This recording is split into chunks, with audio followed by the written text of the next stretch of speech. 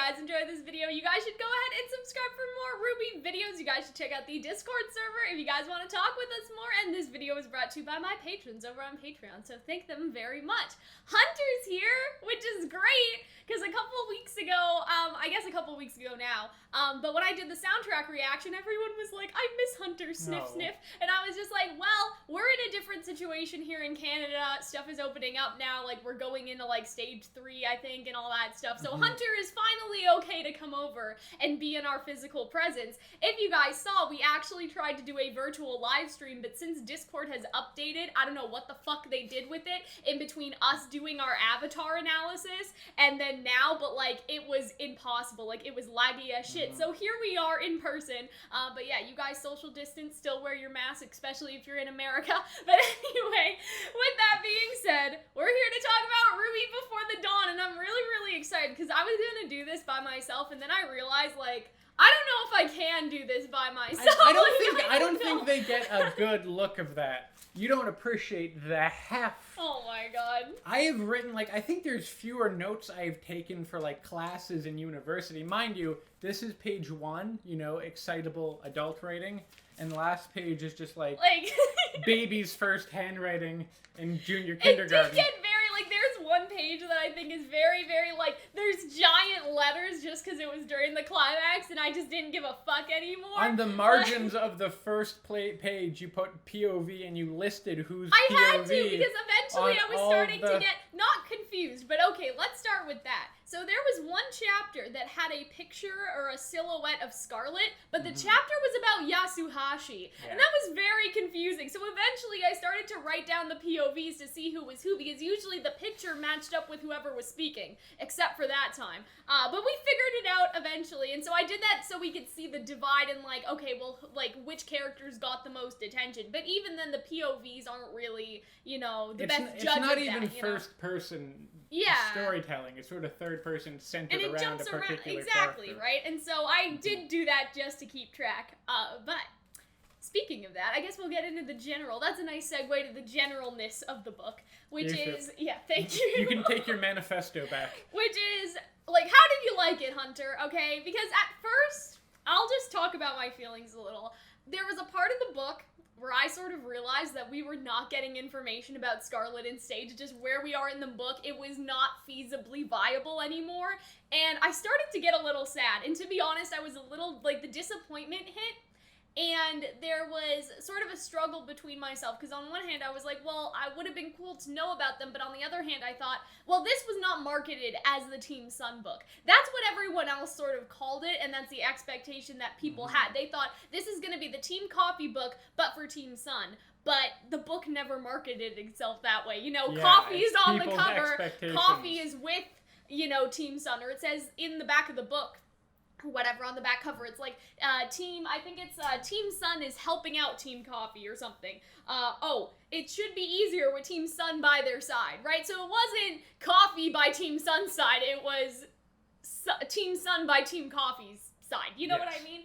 After that, I kind of got over it, and I felt better about, like, my whole experience. I really loved the book. Not as much as After the Fall, but still, like, a solid, like, 8 out of 10. But there was that point in the book where I was like, no Sage. No Scarlet. That's very interesting, because I preferred this book to the first one. Really? I enjoyed the first one. I think it was very good at what it was, but the world and the stakes felt very contained, which was good for its own story. With this one, I got... Also, the setting wasn't as strong. They were ostensibly in a desert. Yeah. Which was interesting in that you learn more about the nomadic culture of Vacuo, but I really kind of wanted to get to Shade and see how that whole community operates. And so when you get there, it feels like such a more, like, diverse and interesting world. You learn more about Vacuo and their history. Yeah, I really like that too. So yeah, that's a part of the book that I did like more, like the setting and the newly introduced characters, if that makes sense. Like, I think Coffee is stronger for solely developing Coffee, right, as opposed to this book, which would be developing Sun. But I think the new characters in this one are better, the setting is better, like, everything overall, I feel, is just, like, really, really good and really nice. I really enjoy what they did with Sun in this book, yes! which I think is controversial because... Well, not really. Okay, like, there's a couple, like, there's a minority of people that are like, Sun character assassination, Neptune character assassination. Like, there's a couple people that are screaming and crying over the book, but what people don't realize, in my opinion, is that Sun was always kinda a little bit...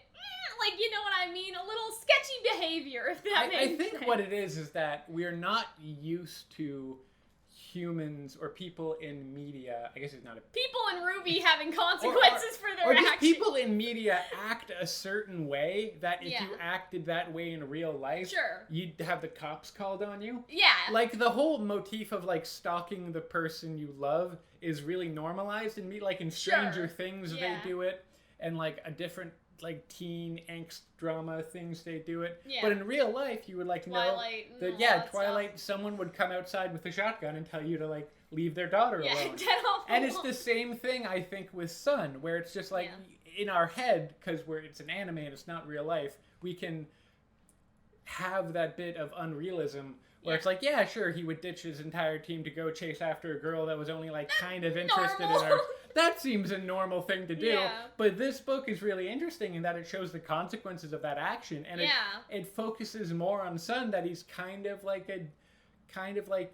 has a bit of an empathy gap. He doesn't really care about how others feel. He just chases. And that's why I'm like, people that are complaining about Sun being character assassinated, I'm like, you realize that this is the canon of the show, right? Like, he abandoned his team in the show. Because, like, Blake, him chasing after Blake isn't as much the issue as that he left Team Sun. You know what I mean? Like, they still talk about Blake a little bit and, like, Sun's intentions with going after Blake. But the major thing is that, hey, it's not that you chased after her and went to go help your friend. It's that you didn't take us with you, and we're supposed to be a team, right? And there's sort of like this focus on the book of how important a team is to you, especially because one of the characters, Nolan, his entire team just fucking died, right? And so, like, I don't think that we really realized how important teams are to the characters of this world, like to huntsmen in general, because like we don't really see a lot of huntsmen with teams, right? Like Raven is with the bandits, and then there's Crow works alone. Crow works alone now, right? Like it was implied that once Team Stark was close, but obviously not.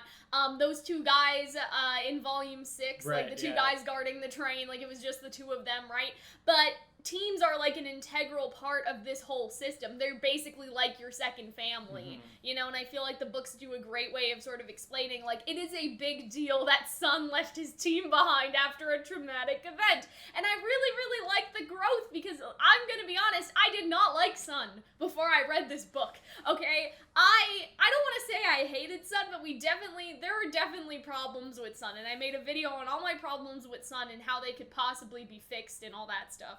But this book saved Sun and Neptune for me. Sun, you know? Definitely. Neptune was always kind of like just sort of Neptune there. better now. But they gave him more character, because as before, I guess he was really like Jean, but cool. You know what I mean? Or trying to be more cool. What I think is why people were maybe upset is that in a lot of people's head, Sun was never, like, him abandoning his team was never a bad thing, because it was just like, oh, they're fine, when in actuality, he was lying. Exactly, like, they're not fine, right? And similarly with Neptune, like, he was funny because he was kind of like a gullible idiot and a doormat. Yeah. But then we see, like, how him being a doormat has kind of allowed Sun to do... Yeah, to, like, there's that. Break apart the dynamic of the team, and they both have, like, Sun needs to learn how to be a leader and have responsibility and stick with his team, and Neptune almost needs to learn how to stand up for himself and his team.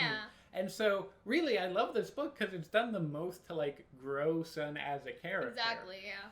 Because that's how I feel, too. It's like, I don't understand why people are upset about this, because if anything, it gives more to Sun than what we had. Like, do you really want to see Sun as one-dimensional? Like, I feel like people don't... Like, I don't know. It's weird. It's weird. And I know it happens in other fandoms, but I feel like with the RWBY fandom, it's like, Jean can't do anything bad because I relate to Jean, and if Jean does something bad, that means I'm a bad person, right? It's like the characters you like. Person. You know what I mean? Like liking Catra and Zuko doesn't make you a villain, like even if they got redeemed, right? It's not like the characters that you like have no bearing on your personality or your actions, right? So it's okay for the characters you like to make a mistake or fuck up and then go along needing to change, you know what I mean? Because I feel like sometimes there's a lot of, oh, well, if you like Sun, you must be this, this, and this. If you like Adam, you must be this, this, and that, right? There's a lot of that attitude, and so I feel like people almost feel personally, like, offended, or not even just offended, but, like, scared, like, well, I don't want Sun to have consequences, because what does that say about me if I like him? It says that you like a human being, because that's what they made Sun into. They didn't just make him a tool for Blake's development, they made him a goddamn person, right? And so I'm really, really glad about that. With Scarlet, like, I never disliked him in the show, but I definitely like him more now just by because virtue he gave of him a personality. You know? It's not it's not like a dense, thick personality. Yeah. Basically, he's kind of aloof, sort of sarcastic. Yeah. And definitely has a crush on Nolan. Definitely has a crush on Nolan. I definitely like Scarlet more now. Like, I definitely wrote down some Where of was Sage doing this okay, yeah. So let's talk about the elephant in the room, because Sage just isn't in the book. He shows up like once or twice. There's a lot of controversy around Sage.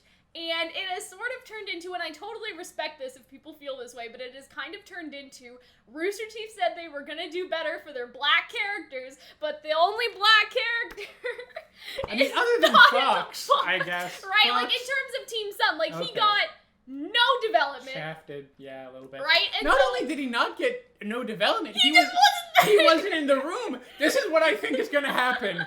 In the third book, we're gonna find out. Third book. We'll have to talk about that. In the third book, we're gonna have to find out that the whole time Sage was doing something really important in the background. God. Yeah, so he was like busting an underground drug pen. I don't know. I don't think this is E.C. Myers' fault. No. And I'll explain why. Because he did an interview, and he basically said that it was, you know, it's sort of this song and dance, like, dealing with Rooster Teeth. And I'm not trying to put words in his mouth, but this is my interpretation of what he said. He said there's a lot of back and forth sometimes of, hey, is this weapon okay to give this character? Can I give them this backstory? Can I do this? Can I do that? And eventually, there sort of just ran out of time, or there were complications. There were basically Sage-related complications. And that is why we did not get Sage's, like, weapon or, you know, a deep backstory for him. It seems like, and that would be on, again, not E.C. Myers, that would be on Miles and Carrie and Ruby. Because, again, I don't think, like, I don't wanna stir the pot. I don't wanna cause any, like, internal drama or anything. But at the end of the day, they need to decide what personality Sage gets. They need to decide what backstory they want from him. And if they don't know, E.C. Myers can't put it in the book. And so ultimately, what can you do? You know what I mean? And so that's the sort of impression I got, is that Rooster Teeth needs to sign off on all this. And they were just like, we don't know yet, but we'll figure it out when we get to Vacuo. For now, don't do it. The feeling I got about Sage in this book was the same I got about all of Vacuo in the first book, in that no one knew, so E.C. Myers couldn't know. Put them in the desert, So they're like, put them in fuck nowhere with a bunch of characters we're probably not going to see again. Yeah, so you don't mess with anything, so you won't, like, you'll have the backstory of Coco and all of them, like, that'll be okay, but everyone else, like, because I feel like we just haven't plotted it out. And I get lot to sign off on,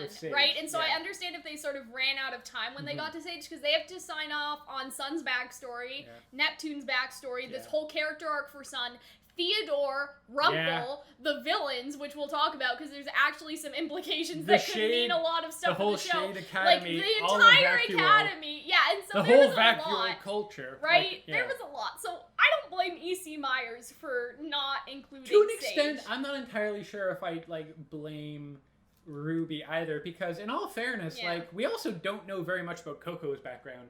We know, like, she has a brother. She has, like, a brother. Here's my other argument for the Scarlet and Sage backstory stuff. It's like, it would have been nice, but not everyone has trauma. And I know that's a weird thing to say, but, like, what if Sage just comes from a really nice family? Like, a nice guy, right? Isn't that nice? Like, you know, and I bet maybe they should say that, but, like, everyone expects there to be, like, what was Neptune's trauma, Hunter? What was Sun's trauma? And, like, I'm glad for the backstory they gave to Sun and Neptune, but everybody's, like, we probably shouldn't be touching each other, but anyway, there's a pandemic or anything going on. So, the whole thing, right?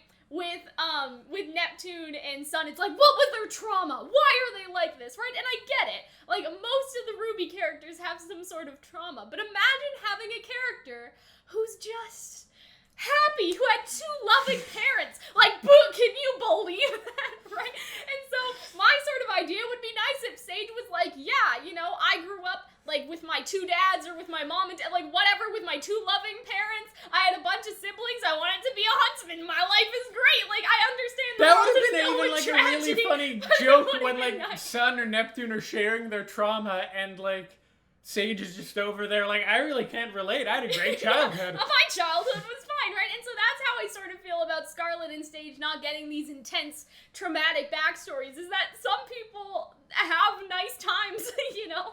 I will say I feel that like they could get to it later, next time. You know, if I there do is a think next that time. I also realize that like the farther you get, almost like I'm looking at it and like the farther you get away, it's just like Sun's up front, so we get the most of Sun, then there's Neptune, then there's Scarlet, and then way in the back, like a little tumor popping out from the top of Sun's head. It's so, almost the farther you get away, the less we know about them. I feel bad for Sage, but I also, like, when I started thinking about it that way, I was like, oh yeah, well that kind of makes sense. If he didn't have some sort of, like, deep-seated trauma, you know, in his childhood, it wasn't really relevant to bring up because that was Sun and Neptune's backstory, you know? And so, do I hope that they include Sage and Scarlet more in a third book? Yes. But am I mad ultimately? No. Do people have a right to be mad?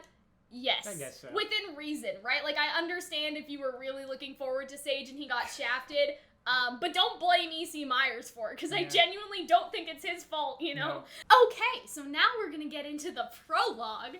And so this is the chapter where Sun basically tracks down Pink, Green, and Brown, and, you know, tries to fight them. And, you know, he's doing okay, but then Yasu and Velvet comes does in. Does he track down, or does he stumble upon them and nearly gets his ass kicked until he's saved by his friends? He was, like, watching, like, a woman or something. And I feel like that was supposed to be a parallel between Blake and, for some reason, you know what I mean? He was watching this woman get stalked out of the club and saw that these three people were stalking her or something. Like, that was sort of the gist of the thing. I like the idea of, like, Sun being the ultimate nice guy of just, like, swinging in and, like, saving the day. Like, there was some nice world building in this chapter. I think they said it's Coquina or... Coquina, yeah, Coquina. Basically, like, they're one of the few settlements with a prison, which really sort of outlines, like, how this, you know, how Vacuo sort of works. I guess, like, they're one of the few places that has a prison. All these other settlements sort of just, you know, do their own thing and sort it out themselves, I guess, is sort of the implication. There's nice world building in this chapter, because we sort of got, like, some Vacuo mindsets, and we also got... just generally, like, a feel for the city, because this is our first time in the city, is Sun basically being outside in this, like, alleyway area and, you know, talking about Vacuo, looking around, all that sort of stuff. But the important part of the prologue, okay, the more important part is Sun's backstory. So we get a part of Sun's backstory, and it's basically that Sun is a part of a clan, and the clan seems to be on the move. We don't know when exactly this is. It reads like Sun is like a kid. Very, very small. Yeah. He wants to stay and fight, but it's implied by Star. His older cousin is basically like, hey, the tribe doesn't fight. Like, they're the fucking air nomads, okay? They're about to get wiped out. We don't always have to we're fight. Leaving, right? And so they aren't interested in learning fighting, and they don't want to fight. And they're basically nomadic, they keep moving, and it's also implied that Sun's parents are dead and may be killed by whatever has been tracking them. Well, he's like, if it wasn't for this, like, my parents would still be... That sort of implies, like, some sort of death situation. At least I think that was the line. And so I have, like, interesting thoughts about all this, and we'll talk about a line that has some implications to, like, for me, but I feel like I know what, like, the third book may be about or something. Really? Yeah! So Sun sees a golden tree in his dream, and then he unlocks his semblance that night. So what I thought was really interesting about this, and so I wrote down, this is word for word, so this is the prologue, right? And so this is what I wrote. You know what's really interesting? Ren says semblance can be personality-based. Sun had a strong desire to fight, but because no one could help him, he literally creates people to help him, his clones. I don't think that's a coincidence. And then later in the book, we get another character that seems to have a personality-based semblance, and that is, like, Jack. Yes. And all that stuff. And so that is, like, really, really interesting that Sun had no one to fight with him, so he literally created some people that to also fight kind of with works him, with his character in that he doesn't he's not a great team leader or team and player because he doesn't. I got chills, man. I like all the symbolism of that. Is that he's not a great team player? He even says like, "I am my own team." What if, when all of this was happening, Sage was actually busy trying to find that golden tree. And at the start of the third book, he's like, guess what, guys? No one thought it was going to be me. I think Star is the maiden. Which sounds fucking insane, but we'll talk about it when we get to that chapter. But I think that's why the tribe is being stalked and she's being hunted down, which would be kind of weird because we already kind of did that shit with Raven and all that stuff. But there is a line that makes me immediately sort of suspicious. But anyway. Yeah, and also, like, the headmaster of Vacuo seems like the type of person to just kind of, like, she's, at the end of the book, you find out she's Theodore. Yeah. Lets her live in, like, a dojo in Vacuo. Yeah. So, arguably, that keeping seems... a close eye that seems, like, casual enough to not, like, lock him in the basement, like... Ironwood did. Yeah. So I have a theory about Star, but we'll talk about that at the end. I said it's nice to see Sun's personality, and he talks a lot. Like, there's a lot of shit talking in the battle. I didn't write any particular lines down, but I thought that was pretty funny. He also says, I wrote down he's very hostile to Vel and Yasuhashi, so Velvet and Yatsu obviously go to help him, and he says, what's this, a therapy session, a lecture? That, like, encapsulates the entire book. This entire book is Sun gets therapy. It really, really is. Presumably you could just go and get therapy, there would be less death and property damage. And so, like, I sort of guessed, so I even wrote down, like, I'm guessing the personal conflict is gonna be Sun abandoning his team, because there was a lot of, like, therapy references. Why isn't Team Sun with you? And all that stuff. I said Scarlet is bossy, and Sage is giving him the silent treatment, and Neptune is off. And so that's why he's so quiet in the book. Yeah, so Sage was giving him the silent treatment. That's like the in-canon reason for why he wasn't talking. And this will need to be repaired, I said. And then Sun tries to rationalize it, but he knows that he's fucked up. And so I really like this. Maybe you would be able to regain their trust if you didn't keep running off without them. And then he said, I liked you better when you didn't say much. So I'm guessing that was either Fox or Yasuhashi that said that. I didn't write it down. Usually I do. And in this chapter, because again, I apparently wrote it down, Sun also says it wasn't entirely about his romantic feelings for Blake when Velvet says he left to chase a girl. I really like that because it acknowledges his romantic feelings towards Blake existed. It wasn't entirely about that, but it was a little bit about that. Or do you believe him, and is he just not... Well, he said it in his head, right? So he's like, it wasn't about that, and then in his head he says, not entirely anyway, right? So that's how the line sort of is, and I like that. And so, yeah, I think the prologue, it started us off to a good start. Like, we obviously got Sun, we got some Sun backstory, we get the other half of his backstory later, like, kinda. I like all the stuff about the tree. I don't know who Star is supposed to be in terms of a fairy tale reference. Like, I'm sure she's somebody from Sun's, like, story and stuff, but I haven't seen anyone... Dream to the West? Yeah, but I haven't seen anyone figure it out. I'm sure somebody has, but nobody sent it to me, so... I don't know, but I figured out the fairy tale ones for everyone else. Moon. So, oh, God. Yeah, I Milky guess. Way, I didn't notice that. Sun, star. Really? Oh, boy. Yeah, I didn't even think about that until you just said it. But yeah, like, we got Jack and Jill. There is something about Theodore that I do want to talk about. Rumple was easy. Oh, Rumple. Yeah, and you have to guess her name. Yeah, once it started saying that, I literally, you guys should see my process. I'm going to talk about my process for figuring that out. Anyway. You guessed her name before? No. Like, not her name. I'm saying that I figured out what she was based on. Like, I'm going to show you guys the realization, and then she did the guess her name thing, and I was like... Like, it's her name was literally Rumple, though. Like, I know, but I didn't think about it, because I was like, there was a point in the book where I was like, who the fuck are these people anyway? And I sort of looked up Rumple Fairy Tale, and I was like, oh, it's Rumpelstiltskin. But we'll talk about that. Come to think of it, if Theodore and if... We need to talk about Theodore, because he is confusing. Confusion. I'm okay? like, if they're still going with the Wizard of... If they're still lost. going with, like, the Wizard of Oz characters, then, like, is he a munchkin? If they made him short, that would have meant a munchkin. No, because she's already short. I guess Rumple is short. Rumple is short. That was the other thing. I was like, oh, she's short like Rumpelstiltskin. But yeah, so we need to talk about Theodore, but not right now. So chapter 1. So this starts with Team Coffee and Sun having breakfast together, which is fun, and Team Sun is dysfunctional, apparently. Oh, yeah. So there was a lot of, like, shade being thrown. And what I loved about this chapter is I loved that Coco and Fox and them, they keep talking to each other, like, in their head. Yes. So Team Sun can't hear even though they're right in front of them, and Team Sun doesn't find out until, like, halfway, not even halfway, like a quarter way through the book that they can even do that. Like, that Fox's thing is even telepathy. And so I thought that was so funny. But Coco talks about, which I think is interesting, that in Vacuo there's a lack of praise, so no one is like, good job for not getting killed, son, you know what I mean? Coco also challenges Rumple on why she's teaching about the Great War in this chapter, apparently.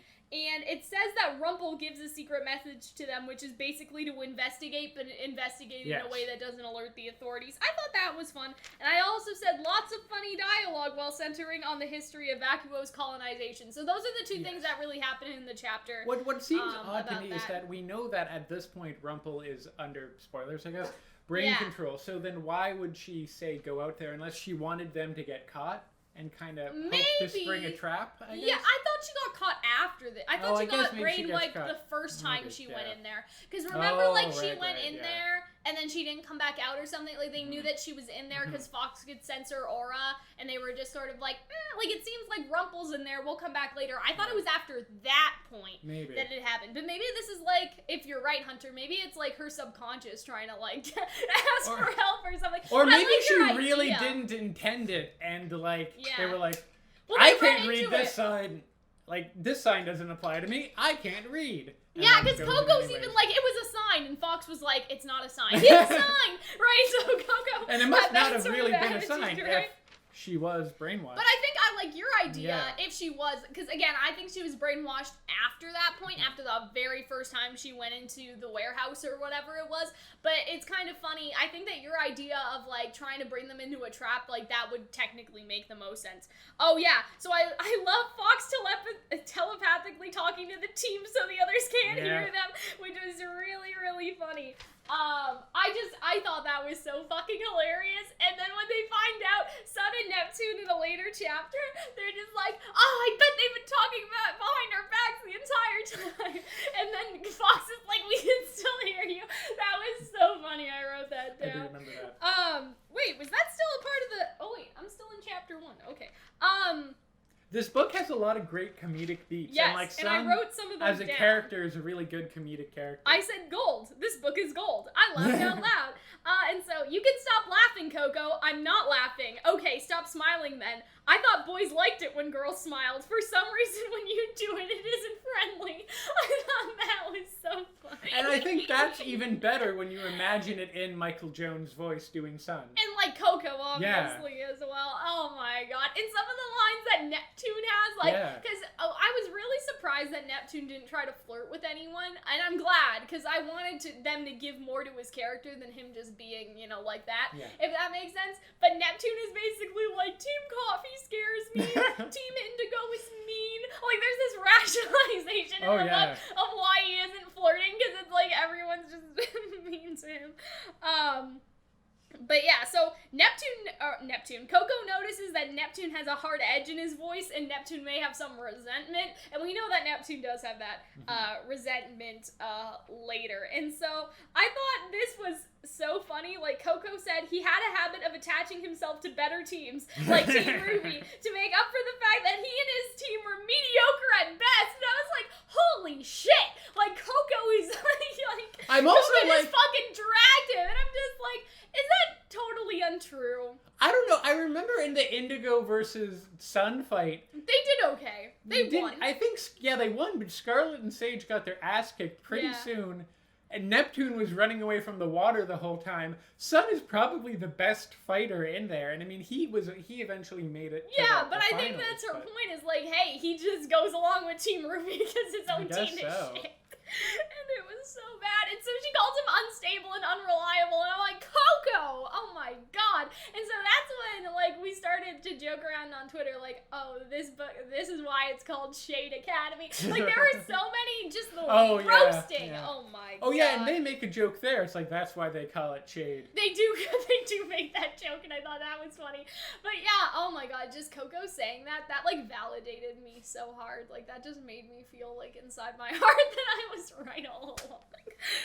But yeah, I really like that Coco said that, because like Coco does need an ego check somewhere in the book, and she kind of gets one, like when she's forced to sort of go around with the other teams and stuff like that. But she's also not wrong, and so I like that there's sort of a hierarchy, right? Like, I'm sure in Coco's mind, it's like Coffee, Ruby, Juniper, maybe, Team Sun, and then like Cardin, you know what I mean? Like, even within the school, there's this sort of like, these are the good huntsmen and these are the mediocre huntsmen, right?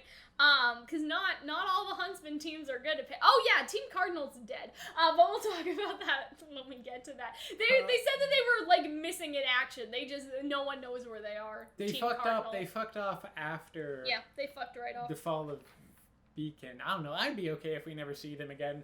I also wrote down that Rumple is sort of like Glinda in this dynamic. Like, she seems to handle everything, while Theodore, you know.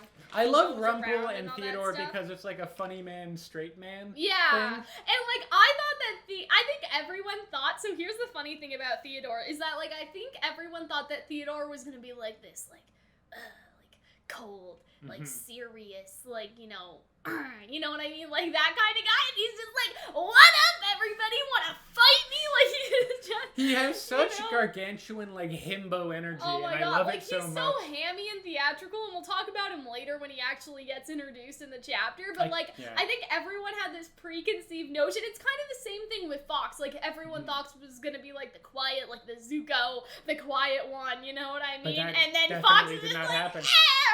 So he talks a lot of shit, he just does it all telepathically. I feel like Theodore is like the exact same way, where everyone was like, ooh, this is gonna be like, you know, we've got in Lionheart, and we have Ironwood, and now it's gonna be, Theodore's gonna be like this, like, silent, like, sort of man. I don't even know how to explain it. Like, I can't think of a comparison. Brooding, you know, badass, like, stoic. Theodore is like Major Armstrong from Full Metal Alchemist Brotherhood. Yeah, kind of goofy, muscular, punches things. That's what it reminds me of, and I love that. So Coco says something to herself, but Fox can still hear her. So I think it's really fascinating how they expanded his telepathy in this book, because there are multiple times where people think they're talking between each other, but they're actually, like, sending a notification. I can't wait for Vacuo, because if Fox can talk to Neo, like, we'll talk about that. I didn't consider that. No, you didn't? That's why I ship this so bad. Oh my god. Oh, yeah. Like, because Fox could, like, telepathically talk to Neo, and she could talk back. Anyway. You know what would be hilarious if they still don't have a voice actors for her, so it's just like Microsoft Sam? Oh my god. Hello there. I would really dig that. That would be funny. So here are this was a nice Scarlet line. You can stay or you can go, son. I'm not the one who has a problem staying in one place. Ooh. That was nice. I really, really liked that. But yeah, there's definitely a lot of resentment going on. I know we already sort of talked about this, but I like how they talked about the other kingdoms and their relationship with Vacuo, because it really sets the scene for the rest of the story. Like, Team Indigo, they're from Vacuo, and then there's, Bronze. Wait, no, Bronze is dead. There's Arslan's team? Arslan was yeah, so it's that team too. And it's basically like, they don't like the people of Vale or Mistral or whatever. But that's understandable, because Vacuo was, like, colonized, right? And so there's a lot of, like, you can tell that the sort of relationship between the kingdoms also impacts the relationship between the characters in the book and how they sort of feel about each other. Fox was so funny. He had this line, speaking of class, we're late, and those who miss history are doomed to repeat it, because Rumble's in the history class. Oh my god. As someone who hopes to be a teacher one day, I intend to use that line. I hope you realize and Fox this. also said, you do need praise. No one spends as much time in front of a mirror as you do if they don't care about what people think of them. And I was like, oh my god. So yeah, the first chapter of this book, I wrote down all the lines that I like. I think that you guys always get that impression. The only other thing that I really have to say is that I thought that it was hilarious about Fox sending the answer to Coco in her head to answer Rumple's questions, because how does that work? Like, how did they take tests at Beacon? Because Fox can help everyone cheat. And I talked about that on Twitter, and people are like, well, Fox's radius seems pretty far, so what did they do with him? Did they just lock him in the basement? Like, Fox is just downstairs, like, next to Amber. Amber's in the machine, and Fox is just like, and Fox can't see anything! So Ozpin could have just stuck Fox in the basement, taking his test right beside Amber, and he wouldn't even know it. Like, is there someone else in here, Professor Ozpin? No, just keep writing your test, Fox. It's fine. It would be really funny if in Volume 3 in the background you could just see like a desk way in the background when they go. It's like, whose desk is that? That's Fox's desk. I thought that Fox would have to go sit in those that's funny. to take the test, because I'm like, he can like help everyone fucking cheat, bro, or at least just Team Coffee if everyone else didn't want to participate in the cheating. That's why they're such a good team. It's because they all cheat. Oh, so Rumple has some shade, and I think this is important. Headmasters of other schools have been reckless, negligent, or overprotective, and Theodore wants to be different. So I think that that's a reference towards, obviously, if we want to say reckless is Ozpin, negligent is Lionheart, and then overprotective is Ironwood. I think that was sort of the implication of the line. But yeah, that was. I don't know if. I mean, I guess what they know of Lionheart was that he's negligent. They didn't know that he was like actively traitorous. Yeah, nobody knows that he, did the thing. Kool-Aid. He did the thing with Salem and all that stuff. But yeah, that was chapter 1. Chapter 2. Okay. So this is when they go, like, look for the missing people and stuff, and they go to the missing persons board. And we also get information that Sun's dad did not like the city, and they didn't come here until later. So the dojo is right there, and Sun's like, no, we're not going in there, sis. Which I think is really funny. And Sun hasn't even told his family that he's back. Which, that was a big yikes. And this made Velvet in a weird way. I don't remember exactly how it happened. Like, they started talking about Atlas for some reason, and Velvet was like, I went to Atlas once. Right? So I already made a theory about this. I'm like 100% sure that her dad, the Atlas engineer, is the brown-haired guy that's in the photo with Pietro. Did you see that video, Hunter? Yeah, like, I'm 100% sure. And he has the military escort. He's doing top secret technology. Like, will this be important for Volume 8?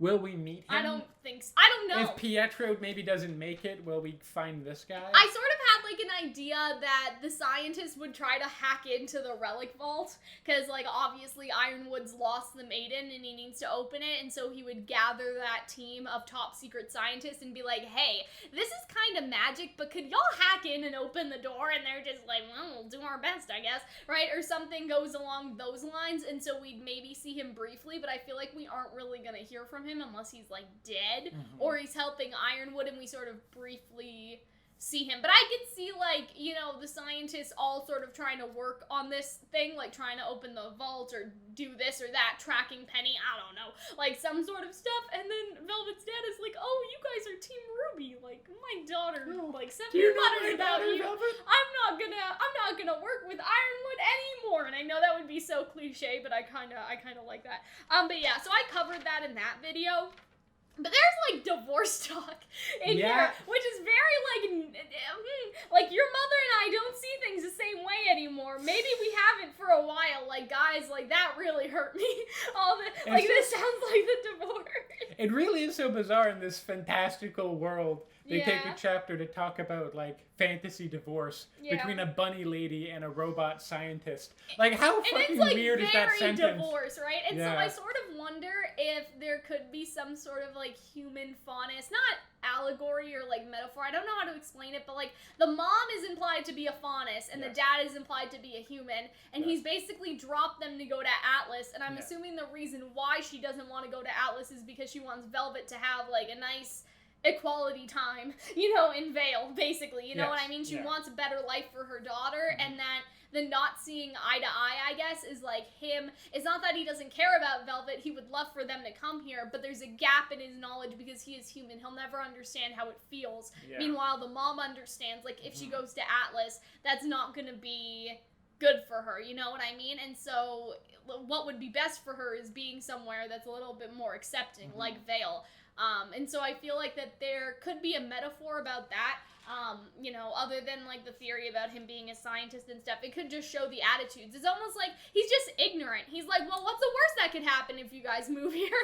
You know what I mean? He doesn't think about the ramifications. He cares about his daughter and his wife, but, you know, he's not considering like that aspect for them, and that could be where they're not seeing eye to eye anymore. She's just like, you know, Atlas would be like hell for us, and he's just like, you know, I could see that sort of happening, and that could sort of be very interesting. At least I think so, right? Because we haven't gotten a lot of human and Faunus relationships. Obviously, now we have Yang and Blake. But that could have been, like, the divide and all that stuff. Because there's a lot of bad shit that goes on in Atlas, too. You know what I mean? Like, Dust getting stolen by the White Fang, Weiss's family getting assassinated, and business partners getting assassinated. Like, you know, the military, and the White Fang might go after her, even. Yeah, or, you know, like, the White Fang, I feel like, would go after these military scientists because they already go after the people related to the Shnees, first of all. And then the second thing that I was sort of thinking along those lines was that, you know, the military, you sort of have the Aesops, and the Aesops are effectively oppressing in some ways, right? The citizens of Mantle and all that stuff, who, you know, there's a good half of them that are basically a surveillance state. Yeah, and so it's one of those things where, like, why wouldn't you try to capture a member of the military or his daughter or something? I don't know. She's safer in Vale. It makes a lot of sense. And so I guess that's where, like, the communication broke down, is that he wanted to stay in Atlas, and then she didn't want to go to Atlas because she wanted Velvet to have a better life, and it's like neither of them would budge, and it's like that's a very real thing, but it's also just sad, man. Just fantasy divorce. Bad. Fantasy divorce. Rabbit people. And so they go see the Weeping Wall, which is also the place around the missing persons posters after the Velvet thing. And this is one of my favorite lines, is that, like, they're like, oh, what do you guys think or something? And basically the wall has, like, a water reserve under it, and it's like, I don't know, tears or something. And they basically say, like, they don't move the wall because then the water would go away. Like, it's a whole metaphor, right? Like, it's sort of like the Oasis, right? Like, they pillaged the Oasis and then it didn't come back. And Fox was like, I think it's truly breathtaking. And then Neptune was like, wait, aren't you blind? And so Neptune is just he's just such a dork in this book, and I love it. Because, like, in RWBY, he's sort of this, I don't want to call him a jerk because he's just really insecure inside. I mean, he was always a dork. Like, you know, I don't know how to sort of explain it, but and here they made him a lot more dorky than womanizing. You know, because in the show he's like slightly womanizing. But he also wasn't like going over to hit on Ilya and all that stuff. So here they made him more of like a himbo type thing, like you were saying earlier. Between him and Theodore, a lot of good himbo energy. But even the Ilya thing was kind of good himbo energy because he was about to try to pick up a lesbian. Yeah, and Sun's like, wait, no, don't. I think that it's funny just because, like, I feel like he's a dork, but he's a dork in a different way than Jean, and I feel like it's really refreshing to get a character in the similar vein. Like, you are comedic relief, like, you are the nerd, but you're not just Jean with blue hair. Yes. You know, they sort of expanded on him a lot. There was another funny thing that happened in this scene was Fox turned his head towards him, and Neptune was like, stop staring at me! And then he just fumbled over his words, and I kind of miss Neptune after reading that line, because it was just so funny. I miss like, Sun the and way he Neptune. reacted, like, he was just like, stop staring at me! I mean, not staring, because you're blind, but like, oh, that was just so nice. Like, I like Neptune now. Neptune's a good egg, you know? Yeah. Neptune also makes a lady cry, by the way. Like, you're just like, my sister is missing! And then she just starts crying, which, that was a feels bad. But yeah, that was chapter 2. There wasn't, like, a lot going on in there, like chapter 1, but it was just mostly, like, the Velvet backstory, which we already talked about, and then I also really liked those lines. Like, I thought that stuff was really, really funny.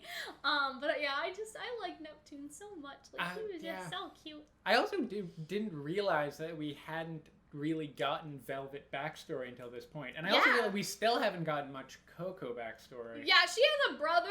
Yeah. And she's claustrophobic, and that's basically it, yeah. right? But like we said earlier, not everyone needs I guess trauma. That's true. You know, Velvet seemed to have a normal-ass life, like, with her brothers and stuff. So this is where shit starts to actually go down, okay? Chapter 3. There's a Beacon survivor group. Yes. Okay, you know what this reminded me of? The fall. This reminded me of Dumbledore's army from Harry Potter. I mean, where they all like the non-evil people. They all like practice and stuff. Yeah, they right? hide away and they practice. It was the exact. It reminded me a lot of that. Yeah, so I thought that this was super funny and like such a good idea. Like, who would have thought? You know what I mean? And it's like, literally it's a therapy so group, and Sun refuses to go to therapy. This is where Sun is kind of an asshole, and somebody got personally offended on Twitter because I called Sun an asshole. But he is an asshole. Like, everyone needs a place to talk about their trauma, but here he is, like, rolling his eyes, and I feel like they obviously made him an asshole on purpose, right? Like, you know, you're supposed to feel like he's an asshole, but that's learns, you know, the error of his ways. Exactly, and so that's nice. But that's where I was like, yeah, Sun has always kind of been an asshole in the show.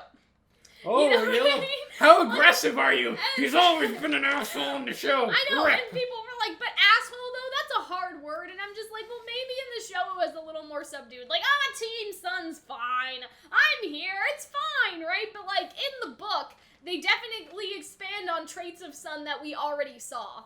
You know what I mean? Like, he definitely has an empathy gap. And Sun basically is like, hey, living in the moment, like, that's the only thing that matters. But I think that I wrote down, I think that Sun only cares about living in the moment so he can run away from his past and his mistakes. Yes. You know what I mean? Like, it's not bad advice to say you have to move on, like, keep moving forward, you know? Like, when it comes to RWBY, like, that's, you know, one of the most memorable phrases, right? That's understandable. But you can't move forward without looking back at the past. You know what I mean? You have to deal with your past in order to move forward, not just blindly like, well, you know, my trauma, that was back then, now I'm okay. And that's what Sun does. And I think that's a really good choice for his character. But yeah, I'm surprised that people didn't really get that. There is a middle ground of what Sun is saying, but at the same time, for him, it is bad.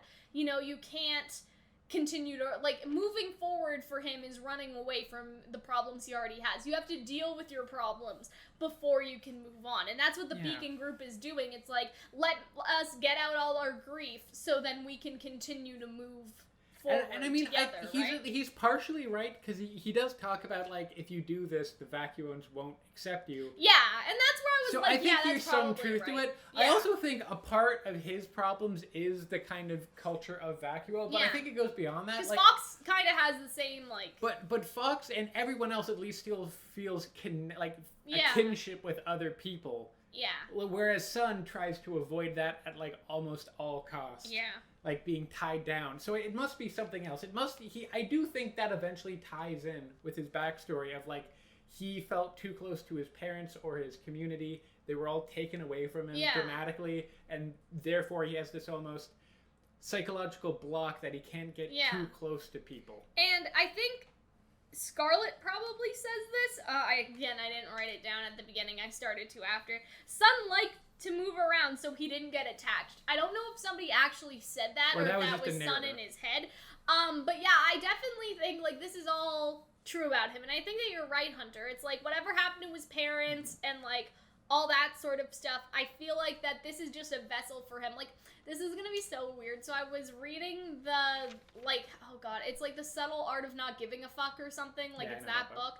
And he basically talked about, like, how he traveled the world or something. Like, he went around and traveled the world, and he's like, you know, when you go to your first country and your second country, it's, like, amazing, but when you go to your 51st country, it's just sort of like all the other countries, and he talked about that, but he also talked about, like, he kept traveling the world because he had commitment issues and stuff like that. And, like, reading that, I read that after I read this, that sort of reminded me of Sun, is that Sun continues to travel because he can't commit, because if he commits, he opens himself to get hurt again. And what I really enjoyed about the book, Hunter, is like, he has so many parallels to Blake that it's kind of crazy how nobody ever noticed it before. Like, Blake runs away from her problems, Sun runs away from her problems, and so it's really like they're two sides of the same coin in a sense. Like, they both do the same things and have the same behaviors, and maybe that's why they weren't gonna be the best together, and I don't want this to be like a shipping thing, but they are too similar. Like, they basically have a very similar story arc. Blake runs away from her team, Sun runs away from his team to chase Blake, and Sun convinces Blake to go back to her team, but he can't do that himself, you know what I mean? He gives this advice to Blake, but he himself cannot follow it, and so he has a very similar, like, run away from my problems so other people around me don't get hurt, and so I don't get hurt sort of mindset, right? I thought that was really, really cool. And so maybe that's why, like, ultimately, like, Blake and Sun could not work because they are too similar as people. You know what I mean? You have to have someone who runs towards their problems and then someone who used to run away. Does that make sense? Like, Yang was someone who confronted her problems head on, a little too much, Tai Yang said.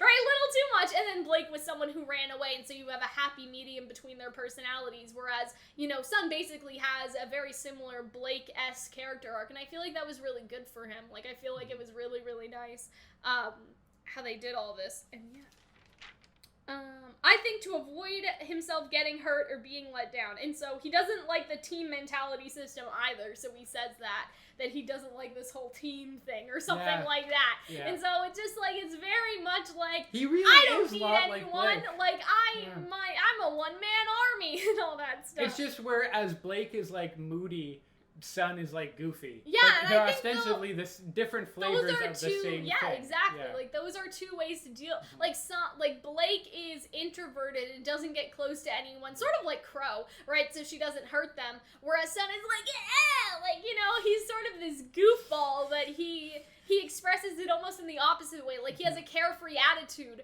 but like, being carefree doesn't mean you don't care about anything, and that was sort of how Sun is. Everyone will feel, if they're like, oh, that's Sun, he's a nice guy, but no one really knows him or connected with him on a stronger level. Exactly, a stronger past, like the, I'm happy all the time, I'm a goofball, right? Like, anything past that, I feel like you're totally right, Hunter. Everyone was talking about their feelings, and, like, Sun just winced and shit. Yeah. And also, that's the thing, some people... I've noticed that in people with, like, empathy deficits or, like, an inability to talk about their feelings. Other people will talk about their feelings and they will cringe. Because he does cringe. He literally cringes. Because they're so not used to it, so it almost seems like oversharing. When really it's like, it's a place for her to do that. Yeah, it's a normal amount of, like... Iris, who is the new character, I think also talks about a new character, so I don't know... I don't think we got a lot about Iris, but I wrote down Castor died, and Sun is like, who was that? Her teammate or her boyfriend or something? She's talking about, like, his death and stuff, and, like, she's just like, you know? He's like, he's just like, well, whatever, like, he's dead, like, time to move on, sis. Like, he just has such a bad attitude in here. And the most dark line of this fucking book, this is when, like, I started to get, like, emotionally shook. Nolan just deadpan is like, I should have died. And that was it. And that was so fucked up. And Sun's over here rolling his eyes. And, like, Sun says... Such a drama queen. Sun is a fucking asshole, contemplating right? death. This is where I'm like, the people on Twitter that's like, asshole's a harsh word. Like, Sun says that he didn't die because he ran away. That the only reason why Noland is alive is because he's a coward. And he ran away from his team. Did he say that? Or did he say that that's what vacuums would say? I think he said that in his head. I don't know. But whatever. Either way, that's an asshole thing to say, Son. That's not nice. You know? And so that's where I was like, the book is supposed to make you hate Sun here. There's no other way to cut it, you know what I mean? The book is trying to make you dislike him. And I think it's reasonable, like, it makes sense with Sun's mentality. I'm not saying it's out of character for Sun at all, but... When I said that Sun was an asshole, exactly, and so, you know, I think I was perfectly justified when he's rolling his eyes about, like, people's dead teammates, and like, I lost my friend, drama queen. Exactly, and so he's, like, he lost his whole team, like, Nolan has, like, severe, like, survivor's guilt, and I feel like that's depression. Such a mature feeling. He has crumbs in his hair, he's not, like, he's only wearing his pajamas, he's not getting out of bed. I feel so bad for Nolan, but I think that's a really mature thing for the book to go over, and I'm really glad that they went there. You know what I mean? Whether or not people pick it up, right? It is there. Yeah, and Sun said that. Sun wants everyone to move on, but you can't move on without addressing and working through the past. I said that. And so I that was Calxiyn 2020. Then Coco says, you don't have to stay. Maybe you aren't ready for that, which I think that was like, I love how Coco's such a motherfucker so much of the time. And so Sun argues the darkness will eat them alive, but I think Velvet rightly says that they need the group in order to support each other. Like, the darkness will eat you alive if you only think about the darkness and you think about the darkness alone. Like, that's sort of that's my take on that. But Sun argues, and here's where I think he is kind of right, like, in terms of the Vacuo mindset.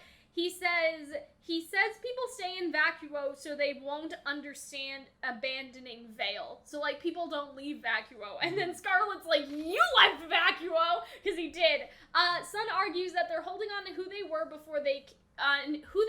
and where they came from before, instead of focusing on where they are. Which, like, I understand how it may seem that way to the Vacuo people, but it's basically like, the people of Vacuo can't understand how they all left Veil. But nobody knows the scope of what happened at Veil except for the people that survived it. Right? Like, people, the TV cut off. Nobody knows that Salem and the White Fang and, like, all that shit. Like, nobody knows that there was a giant dragon on the school roof. Like, it was not just like, oh, they abandoned Veil at a little bit of Grimm, you know? Like, no, there was magic, and there was dragons, and there was bad stuff. But I really like this line, because Sun's like, people don't leave Veil. Like, they won't understand, and they won't like this beacon group. And I think, like, that's fine if he thinks that the people of Veil won't like that. But then Scarlet is like, you didn't stay at Vacuo, you went over to Haven, so what the fuck? And that Sun wouldn't understand loss because he never sticks around long enough to learn. And I think that's a really, like, because then we know that Sun must understand loss because he lost his parents. But it's because he lost his parents, at least I think, that he never wants to feel loss again. Because he's been through loss and he's like, I don't like that. Right? And most people don't. I don't like that. I don't like that, so I'm not going to connect to anyone ever again. But yeah, I really like that line from Scarlet because I think that encapsulates, like, the whole problem. But it's also like, really, God damn, tell me how you really feel, Coco. I know, right? She fucks shit up. I think this addresses what will be the point of all this. Like Blake, Sun keeps running away instead of addressing the past and working through it. He'll need to learn this in order to grow. So I wrote that down too. And that is the end. And that is Calxiyn. Calxiyn 2020. But yeah, I really like that chapter. I like the Survivor's Guilt stuff from Nolan. I think that's really good because we don't see that a lot in the show. Like, we see a lot of PTSD, like with Yang and with Blake and all that. But we don't see PTSD from the actual fall. Like, Nolan watched his team get picked up by Nevermores and get carried away to the Nevermore lair, or wherever the fuck they went, right? And get eaten alive, right? Nobody talks about that because Team RWBY, realistically, they did go through pain, Yang and Blake did, but nobody had to watch their teammate get eaten alive by a Grimm and see their stomach contents go everywhere. You know what I'm saying? That's true, but I also feel like, RWBY has her moments of, she and Weiss does as well. Like, but I'm saying, like, Juniper is the closest thing that we have ever gotten to Survivor's Guilt, and, like, that sort of PTSD where they lost a teammate. But Nolan lost his entire fucking team. You know? And, like, literally you can see them getting carried away by Nevermores. Like, that's fucked up. Like, that's crazy, bro. You know what I mean?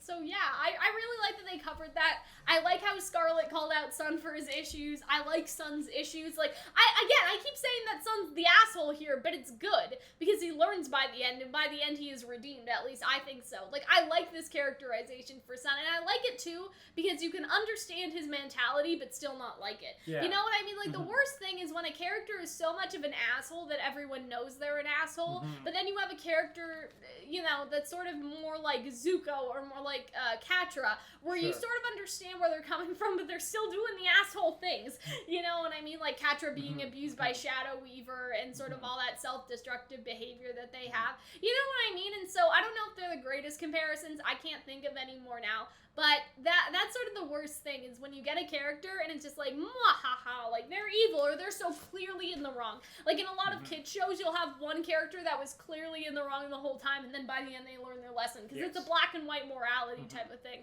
But with this, it's like, okay, Sun's kind of right, but he's also very wrong. Stop that, you know what I mean? And so I really like that sort of dynamic between them. I think that's really, really nice. Do you have anything to say about that particular scene, Hunter? I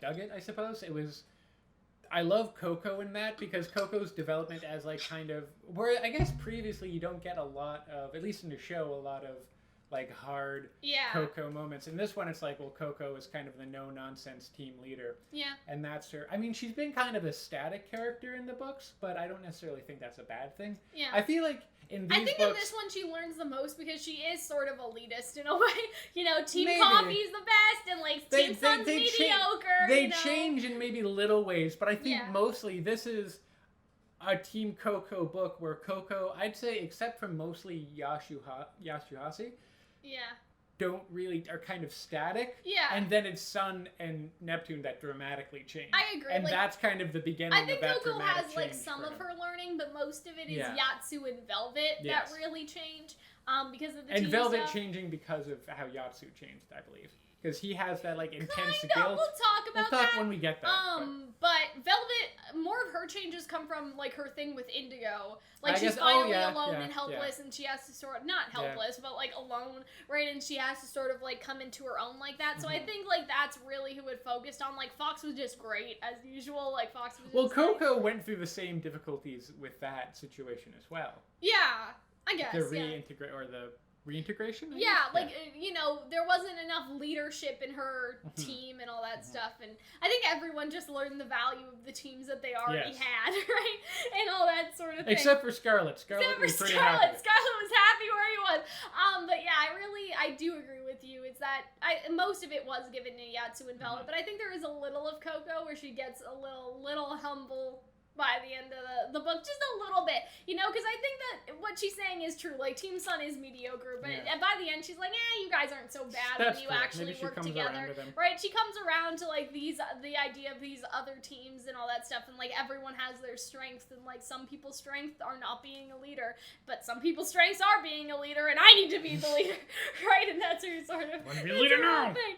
But yeah, let's move on to chapter 4. So everyone's on patrol, and they save a merchant from getting kidnapped, except the merchant isn't that grateful for not getting kidnapped, but anyway. Oh yeah, he was a bit of a dick. Yeah, he was like, funny. I don't need help, like, and all that shit. So I thought this chapter was really nice, and this is, again, we just talked about how Fox and Coco didn't get, like, that much attention, but this is, like, the Fox and Coco sort of chapter right here, is that Fox and Coco are both on patrol, and Fox thinks that Coco is punishing him because he's on patrol, even though he can't fucking see, right? And so he's just like, what did I do? Like, what did I say to Coco to deserve this, right?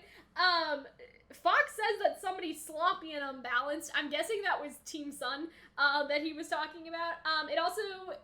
What also happened here is that Coco snuck into Rumple's office and found a grim activity report, and what I really liked was, I snuck into her office. Coco, don't lecture me, Fox. How dare you do that without inviting me? Like, they have so chaotic energy together. Like, it's just so fucking great. And what I also liked was Coco being like, I've been thinking, and he's like, always dangerous, and I'm just like, I just love it. I just love how much they like at each other. It's just so great. And I really like it. And I also like, you know what else I really liked about this? Isn't it so refreshing that they are such bros? And I think I wrote this down. It's like, Coco's a lesbian, okay? There's no shipping going on here, right? That's so true. Isn't it nice to have just like a man and a woman be friends? Isn't that, instead of like, oh, we're gonna ship Weiss with Jean and Neptune and Henry. We're gonna send them all off. Henry or whatever. And so it's one of those things where it's like, oh, and we're gonna ship Jean with Ruby, and we're gonna ship Ruby with Oscar. It's like, no one in RWBY can just have a male friend. Yes. Have you ever noticed that? Like, Ruby needs to be shipped with Jean. Weiss needs to be shipped with Jean, right? All that stuff. Oscar needs to be shipped with Ruby. Like, it's this whole thing, right? There's also the tendency to, when you have a gay character, they need to be in a romantic relationship. Yeah. And I like that Coco isn't. Yeah. It doesn't she still flirts with people. She's very flirtatious through the book. But it's also like, it's almost in writing, if there's a gay character, immediately they need to have some kind of love interest. And I'll talk about that with Scarlet and they Nolan. don't do that here. Because people were sort of complaining that Scarlet and Nolan, like, were moving too slowly, if that makes sense. Like, people wanted to see them already in a relationship. I was sort of like, well, they've only known each other a couple of months, Sorry about your dead roommates.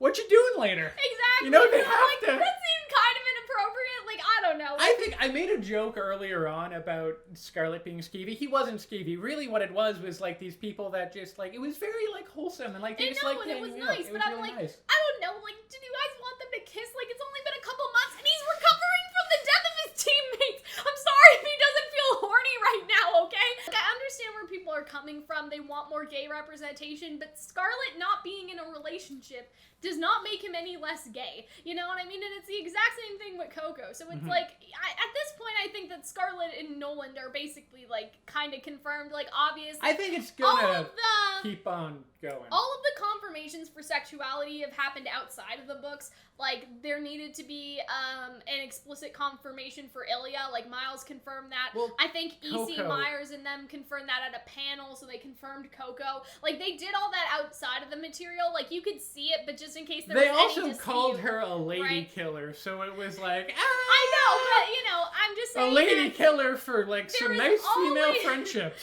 There's always been, like, a confirmation. Like, there's always been a hard, like, yes, Ilya's a lesbian. Yes, Coco's a lesbian. And they said Scarlet was gay in connection to the manga. Yeah. Which they said was canon until it wasn't, so it is canon. But I'm sure that they'll come again, like, if there is a panel, right? Because I'm assuming that the book would have had a panel at RTX again, given its popularity. Oh, RTX. I know, RTX. RTX isn't happening, right? But in a different universe, you're not even here right now. I imagine that E.C. Myers, Miles, and Carrie would be like, yes, Scarlet and Nolan are gay for the people that can't get it. Because that's what happened with the Coco, right? People were like, oh, you know, she's a heartbreaker, which means she breaks all the girls' hearts because she goes after their men. Like, the mental gymnastics that people were doing. That's the thing, though, is that they never do that. That's why they have to confirm it outside of the material. They never do that for straight characters. They were never like, oh, you know, Pyrrha and Jean like each other. It's like, well, they kissed.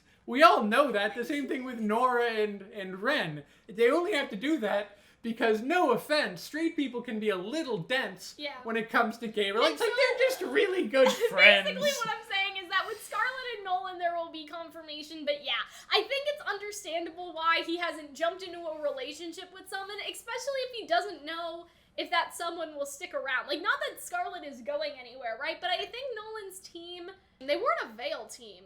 I don't know. Were they? I feel like they might have been from Minstrel. I thought they were from They were the ones that's an extensive. They're from Shade. Okay. So yeah, they were from Shade, it says. Okay. Which is Vacuo. Yeah. And so it's also that too. Like, what if Scarlet goes back to Mistral, and then, you know, the long distance relationships can't exactly work without the CCTV so I guess that's tower. true. You know what I'm saying? You ever tried to send a nude via train? So yeah, I don't mind that. Again, back to Coco, though, because that's who we were talking about. Isn't it nice that Coco and Fox just get to be friends? Yeah. Imagine. I also really love, like, Fox and Coco. They're both the very, like, sarcastic, goofy ones of the group. They're so good. So it's fun to see them work off of each other. And so here's what I wrote down. Oh, Fox says that these two people have an identical aura. Does that mean twins? Which turned out to be correct. So, you know, pat on the head for me. Not that that was, like, super, super crazy. You know what I'm saying? The merchant has no semblance, but they want him anyway. And then I said, could a semblance be forcibly unlocked or given? So that was me sort of speculating. Obviously, I think they were trying to use the merchant as a battery or something right now that we know that. But yeah, so I thought that that was sort of interesting, and I wrote that down. But yeah, the twins thing, that was definitely correct.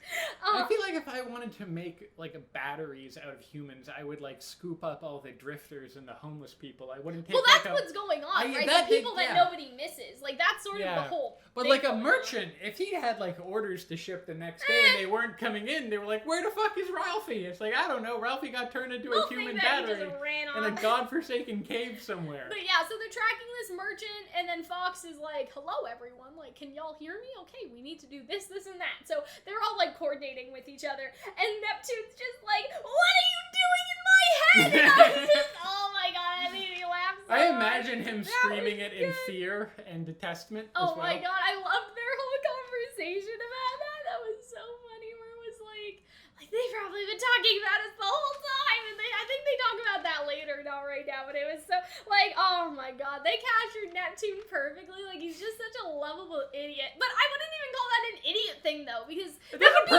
genuinely shocking. That's a reasonable reaction. Thing to be upset about. Like, does he immediately think he's, like, sudden onset schizophrenia? This was like, funny.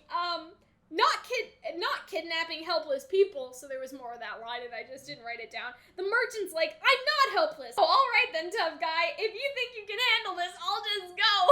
So I thought that was funny. I love how he's saving people, but he still used to be a bit of an asshole. Coco has a real sadistic streak sometimes. Just one of the reasons her and Fox are perfect partners. I thought that was, that's so true. Because Coco's just like, I'll just leave you to die, whatever. And Fox kind of does something a little sadistic later in the book. So I feel like it's like the exact same thing. And then there's like Yatsuhashi, who's like, I will not use my full power against you. It's an interesting, like, team, like, blended team dynamic. Here was the conversation. Man, I used to think that guy never talked. Has he been using telepathy all along? So Sun said that. And then, I bet he's been talking about us right in front of our faces. Oh, Fox could hear them, and it was so great, guys. It was so great. I love that line. I love this book. I wrote that down. I don't know if you guys can see that. I was like, I love this book. This is so good. So Rumple was inside the building, and so they fucked off. And so this is where I think she got mind wiped. Like, right here, not before, which would make sense. And I said, why do I feel like Rumple may be evil? Because she was. She was. Well, not at least mind controlled, you know, compromised. Yeah. Term for it. So that was a nice chapter. I really like the sort of like, hello everyone, move in on the target, go, go, go. Like there was a lot of action, some mystery with Rumple and the twins, obviously. Like you guys saw, I was sort of writing down my theorizing as I was, are they twins? Like, you know, could you do this? Could you do that? Could you force someone to unlock a semblance if they have a lot of aura? Like how Pyrrha sort of unlocked John's shit, I guess, you know, all that sort of stuff. I just really like the Coco and Fox stuff. Like, that's their biggest moment in the book is them talking to each other. And I love, like, Fox being like, what did I do to deserve this? Why am I on patrol when I can't see? And Coco is like, because I like talking to you. Like, that's what she says to him. And I thought that was so cute. Like, that was just so nice. So, moving on. Chapter 5. So, if you guys can see, again, hi, hello, I am screaming, and I put that twice. Do you want to give context to your This screaming? is when Theodore started to reshuffle the fucking teams, and I didn't expect that because I didn't read the back of the book or something. Because I'm pretty sure it says that they do that at the back. I don't know.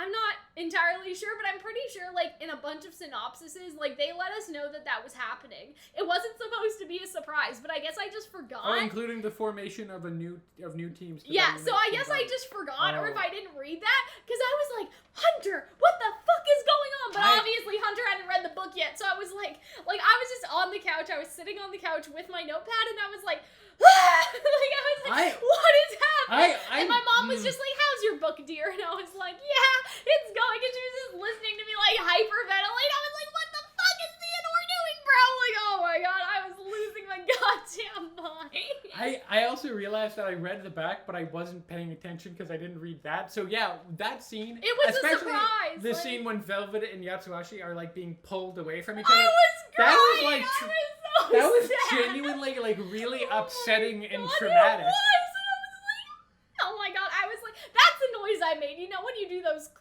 throat screams like you're reading a fanfic or something and you can't scream out loud because your family's around, so you just go like that's what I was doing.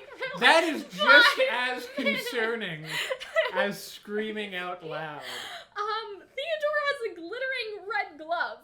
And so this is where I'm like, is Theodore Dorothy? Oh, or the red slippers. Yes. Okay. I don't think he is the slipper. We'll talk about that because I'm confused a little, but we'll talk about that later. Because I thought that he was Dorothy, and then there was something in the book in a later chapter, and if you guys have read it, you'll know what I'm talking about, that totally threw me off from him being Dorothy. Like that totally confused me, and we'll talk about that He later. also has a very different personality to Dorothy. I know. Then again, I guess they all sort of do. So. Theodore has a checkered vest like Dorothy's, checkered dress. He has a blue cape like the stormy sky, and I think that's a reference to the tornado. Right, He has silver boots and chains like Dorothy's silver shoes in the book, right? Because in Wizard of Oz, they were silver shoes, not ruby red slippers. They did that for the movie. Theodore also wants to fight people constantly. Like, he challenges Team Coffee to a fight. He challenges random students to a fight. And Rumple is his only self-control. Like, Rumple is the only thing, like, we don't have time for that right now, honey. Like, she's the only one that's keeping this man in check. Oh, so here's where I said, I wonder if Rumple is supposed to be Rumpelstiltskin's short gremlin woman. Ha ha ha. So, yeah. She also has tricky wordplay. Like, earlier, she tells Coffee not to interfere, but they keep palling around without they can keep palling around without telling them. So maybe was that part of the Rumpelstiltskin that he? Well, he's tricky. Okay. Right? Okay. It was tricky deals and tricky. And that you tricky words. You needed to use some kind of logic puzzle against him? Yeah, basically, and stuff like that. So I was like, ooh, like I wonder if that's supposed to be like her characterization is Rumpelstiltskin. So this is when I figured it out. But there was a moment in the book later. Like, we'll talk about it briefly. When she started turning stuff to gold, I was like, oh my god, it's a straw into gold, bro. It's him putting the straw into gold. You know what I thought it was? Like the hand of Midas? Yeah, I thought it was Midas. Oh, because that's the story. I forgot that, he spins it into, okay. Right, and so that's the whole thing. Also, wait, she can just create gold? How the fuck is Vacuo not the most wealthy? It's like, they took all our minerals. They stole all our minerals, motherfucker. You have a gold. Unless it's like iron pyrite and potentially useless. Oh my god. It would be funny if she was like, no, iron pyrite. You need like, in electronics, there's a lot of gold because it makes very good conductors. So presumably you would still need gold for that purpose. So who's mining the real stuff, basically, is what I'm wondering. So Theodore wants to shuffle everyone, and this is when I screamed. That's what I wrote down. Right, yeah. Yatsu's blood ran cold, and I was like, poor guy is having an out-of-body experience, because he really was, and it was so bad. That's the chapter where your handwriting starts getting shakier. I know, like and before I think that's all I wrote down, too. And then we get right into chapter 6. And so what hurt me, I'm a big Velvet and Yasuhashi shipper now. Yeah, I know. What hurt me so much was them getting ripped apart from each other. It was so sad. Chapter 6. Sun can't wait to get away from his team. So that was like horrible. Is that Sun's like, yeah, fuck these guys. Like, I'll do a team shuffle.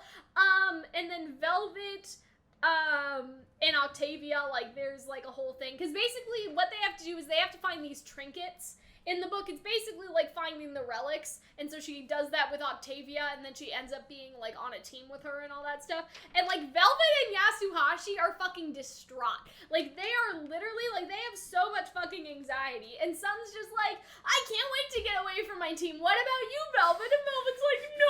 I don't want to miss them so bad. And so, funny. Velvet's like, maybe some of us burn bridges with our team and might be looking for an easy way to avoid facing relationships. And I was like, oh my god, that was such like, damn, bro. What do you really mean, Sun? Velvet said that, right, to Sun. Like, maybe you're happy because you're trying to avoid the relationships. I'm trying to get in a relationship, okay? You leave me alone. It was so sad, Hunter.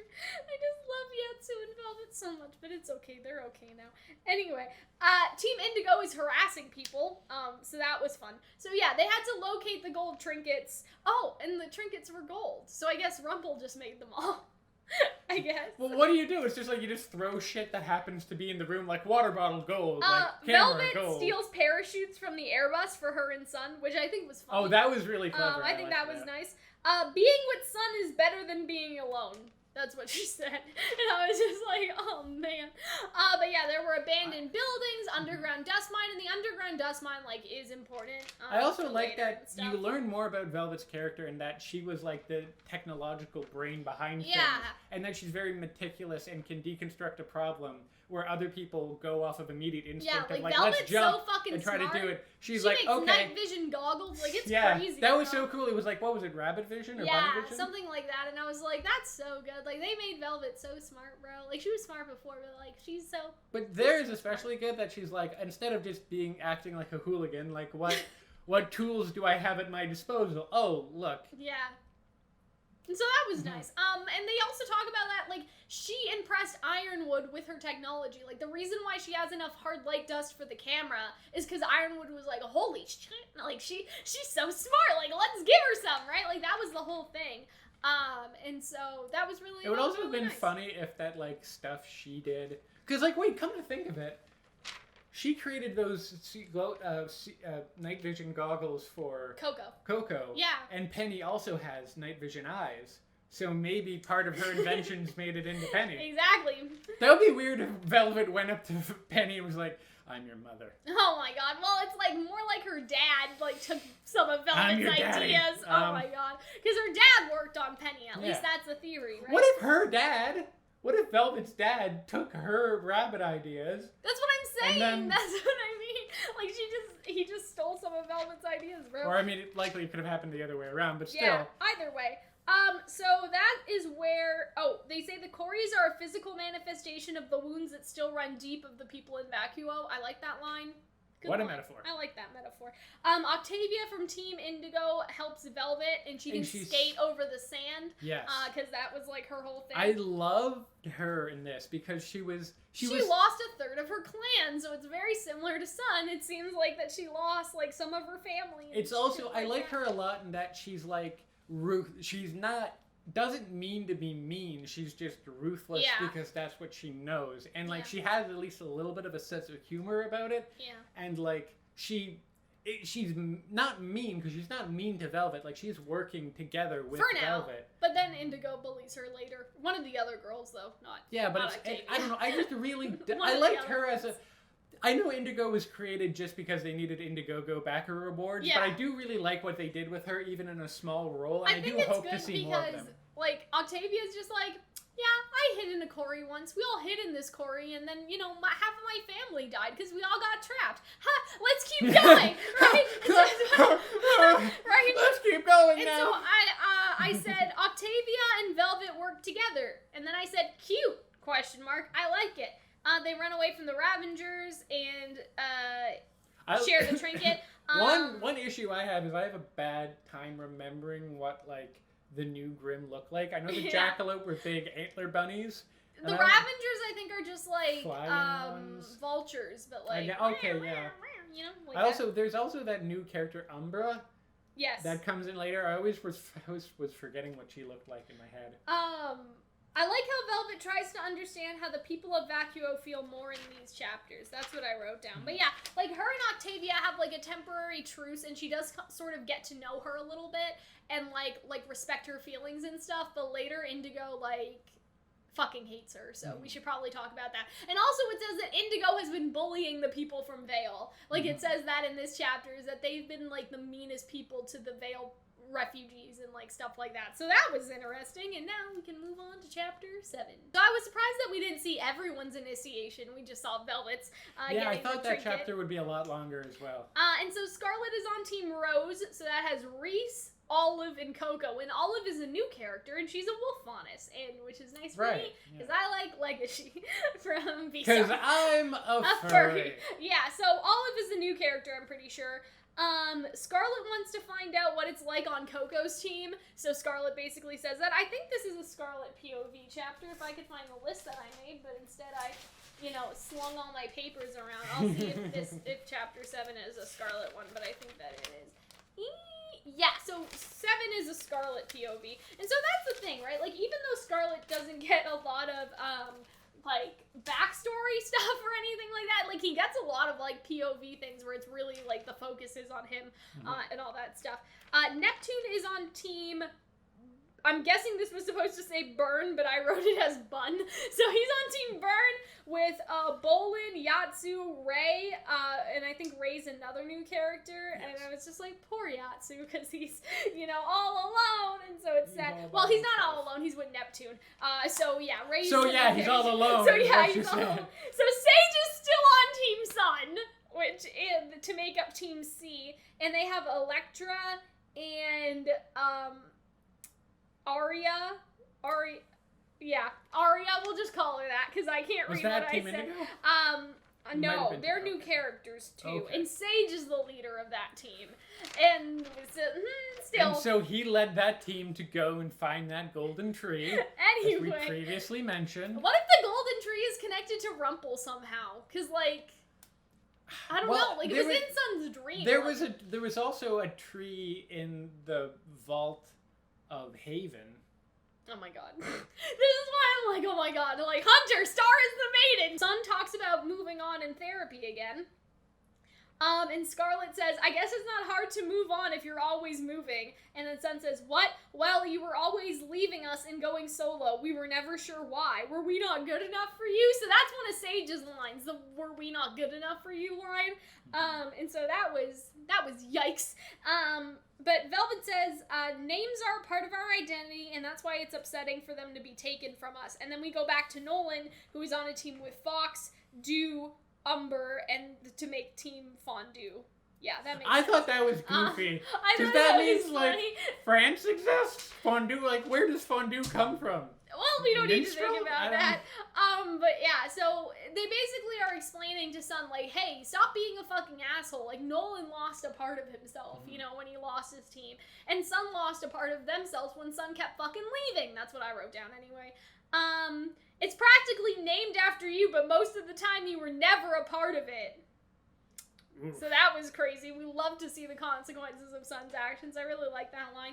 And I really like Nolan's line of using his grief to fuel him and save others. And everyone is here to prepare for the next attack. They need to remember Beacon or else history will repeat itself. And that goes with what I was saying earlier, you know, about the sort of like you have to acknowledge your past and move on. You can't just keep moving on like Sun wants to. Velvet and Scarlet argue that talking about things help. They don't argue with each other. They just argue to Sun like, hey, talking about stuff helps us. And Sun's like, I'm more of an actions guy. And I'm just like, well, there's a place for both, right? And so that's why it's not wrong for Sun to say actions speak louder than words. And it's not wrong for Velvet to say that talking it out is better for them. It's just that there needs to be a balance of both. You know what I mean? Like, there needs to be both action and speech. At least I think so. That's just me.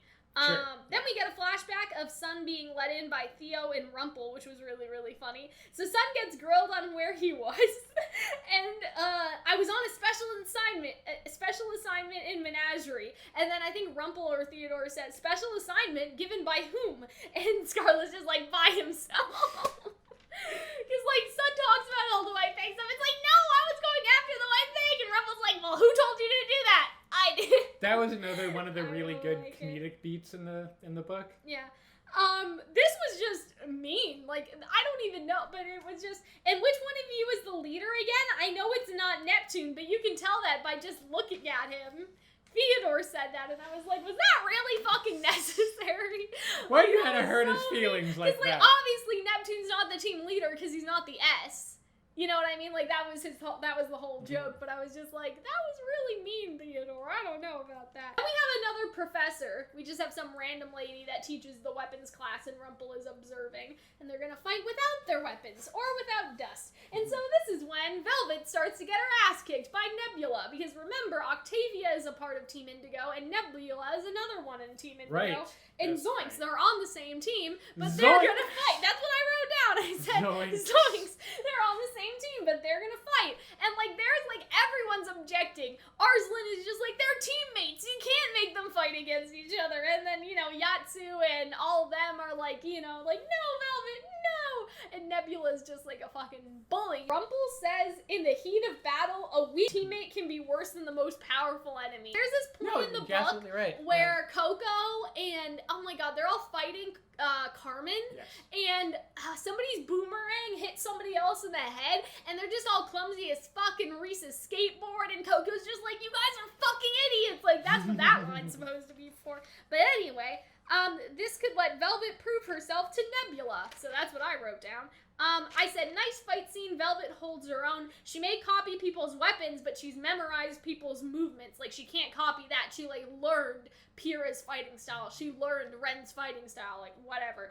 And so, this was, like, savage. They were shit-talking each other the entire fight, which I really liked. Yeah. While I was at Beacon, where were you? Oh, that's right, on the first transport to Vacuo. And so, I was like, oh my god. And so, then Nebula's like, we left Beacon because we knew it was a lost cause, just like you. And I was like, oh but I'm also my god. Okay, I guess. I don't know. Like, it's just like, they're so mean. Yeah. They're mean, bro. After a while, it obviously gets very, like, you know, oh, they're constantly shit-talking each other. It doesn't necessarily always have the same impact as it did at the beginning, because you can get, like, you get used to it and all that stuff. But still, you know, it hurt. That was like, it still fucking hurt. They're mean. Moving on to chapter 8. All right, so we have a little detour to go talk to Gus, who was at Oscaro Mini Combat School, and who was a minor character in the first Coffee book.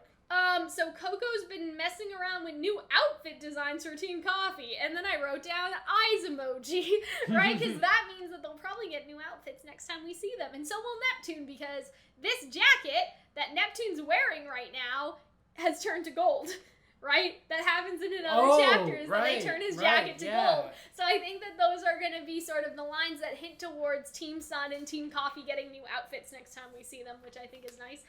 They say semblances grow as people do, and that Yatsu's semblance may be more than just memory erasing. So this was our first hint that, like, shit may have been going down, but it also applies to other characters, because we see Jack and Jill later, and we sort of get that implication of that too. And so they basically, like, you know, talk about the semblance stuff, and I feel like that's going to be super important too, because in Volume 7, that was the whole thing, like, oh, Ruby's semblance isn't speed, it's bursting into rose petals, like, those small distinctions, and, like, how that can grow, like, you know, Jean right now has aura amplification, but then we see Jill, who can sort of take and give aura and stuff like that. Like, what if Jean could be capable of something like that too? Like, what if not only he could amplify aura, but he could also de-amplify, like he could suppress somebody's aura. There's not that much to talk about here. Like, there's some scenes with Gus, and like, how are you doing, Gus? Like, how are you going? Remember the first book? Yeah, I know. Stuff, the stakes were a lot lower then, weren't they? So, yeah, so they say Yatsu's semblance may be more than just erasing memory, because he, like, cured Grandpa's dementia. Yes, or he's something. Helping cure his dementia. Yeah, or they talked about that, and so that was interesting. But like, yeah, remember the last. He might just be like, I don't know. Like, I mean, it makes sense though, because what if it's not only erasing memory? Like, what if it's other stuff with memory? I don't know. Because dementia is basically like can he plant fake memories? I was gonna say that in a very like simplified term. Dementia is like memory loss. So what if you had memory gain? You know what I mean? Which I know sounds stupid, but what if Yatsuhashi not only erases memory but could enhance your memory function as well? Octavia uses the kids, Gus's classmates, as bait to kill the Grimm. They'll be fine. Just invite them to your baby brigade, and you can all cry about it later. Octavia. And Octavia was supposed to be the good one, man. She and her were supposed to have a thing, but Velvet actually says that, right? Like, Velvet knows Octavia has another side to her. Like, Velvet actually, like... But it's also, like, she's so, like, innocent with it. Because it's almost she only does that because she feels like she's being challenged, because she's almost, like, because Velvet's so upset about, like, you use children as, like, bait, and it's like, well, they're fine. They're okay. They didn't get hurt. Exactly. It worked. But yeah, I really like that, because Velvet's like, I know Octavia, like, there's more to her than just her being an asshole. You know what I mean? And so, yeah, I really like that, because we saw the other side to Octavia, but then Octavia is mean to Velvet, but Velvet is able to recognize that, like, there's a cultural difference there. Yeah. You know, she probably means harm, like the baby brigade stuff, all that stuff, but she doesn't mean, like, intense harm. She's not bullying her like the other girls. It's just, she was challenged, so he challenged her back, in a sense, which is kind of weird. But yeah, we can move on now to chapter 9. So Sun and Co. are investigating the missing people. Remember that plot? Okay. We're back to that plot now. Okay. So him and Velvet go to the Mirage, which is the fight club. Yes. And so... this old man that they are, like, talking to about his missing children, basically, Jillian and Jax So Jack and Jill. That took me a long time. Because they're Jack and Jill. Jack and Jill went up the hill to fetch a pail of water. Jack fell down and broke his crown, right? They're the crown. And then Jack, falls first, and then Jill comes tumbling after. Like, it's a whole representation of their, dependent relationship on each other. It's great. That makes a lot of sense. So they're the identical auras from earlier. I always forget about the whole fairy tale thing. I'm just Alright. So yeah, this old man basically says, he doesn't allow Atlas tech in his house. I thought that was cool. Yeah. Like a piece of world building that he I don't know, Atlas is gonna spy on him or something. Which, wouldn't be unsurprising. Who get very upset when they see an Alexa in a room. Yeah, same kind of something energy. Like that. But yeah, Sun sneaks up on Velvet and she body slams him, so that was fun. And then they go to Mirage. So yeah, we basically get some exposition from the dad, the dad of these two, but we come back to him later because he wasn't telling the whole story. He thinks he's the descendant of the royalty and all this shit. But we'll talk about that later. But for now, he's like, yeah, my children went missing. They're twins. That was basically it. So I was like, oh, those are the identical auras from earlier. And Velvet misses Team Coffee more than she can say. Aww. And we all cried. And I was very sad. E.C. Myers didn't have to write more stuff. Of Velvet saying how much she missed her team. But yeah, so they basically talk about Coco's busy with her new team, and Sun says that still leaves Fox and Yasu, and I know that big guy would drop everything to be there for you, and I was like, Sun sees the ship. So this is when I was like, I think that they're gonna make Yasu and Velvet a thing. I started to read in between the lines. Sun comments on Yatsu's feelings for Velvet multiple times throughout the book. I think this is the first time. And it was kind of present in the first book as well. Oh, it was, totally. But I didn't have enough evidence then. Now, there's now your eyes are wide. I know. And so it was one of those things where it's I think it's very clear that there must be something going on there. In the first book, I definitely shipped them, but now, Sun is that big guy would do anything for you. And then there's another scene later and another scene after that.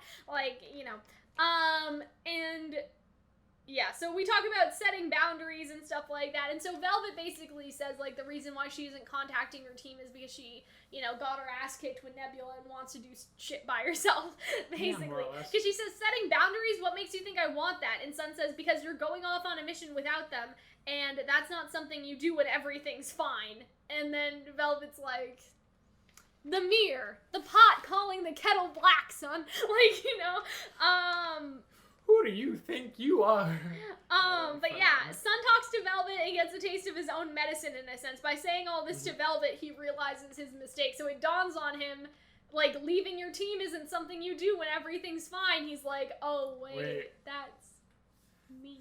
Right? And so Sun also says he knows it isn't all his fault, keyword being all, and so it's not all my fault the team is the mess. It's not all my fault, it's mostly my fault.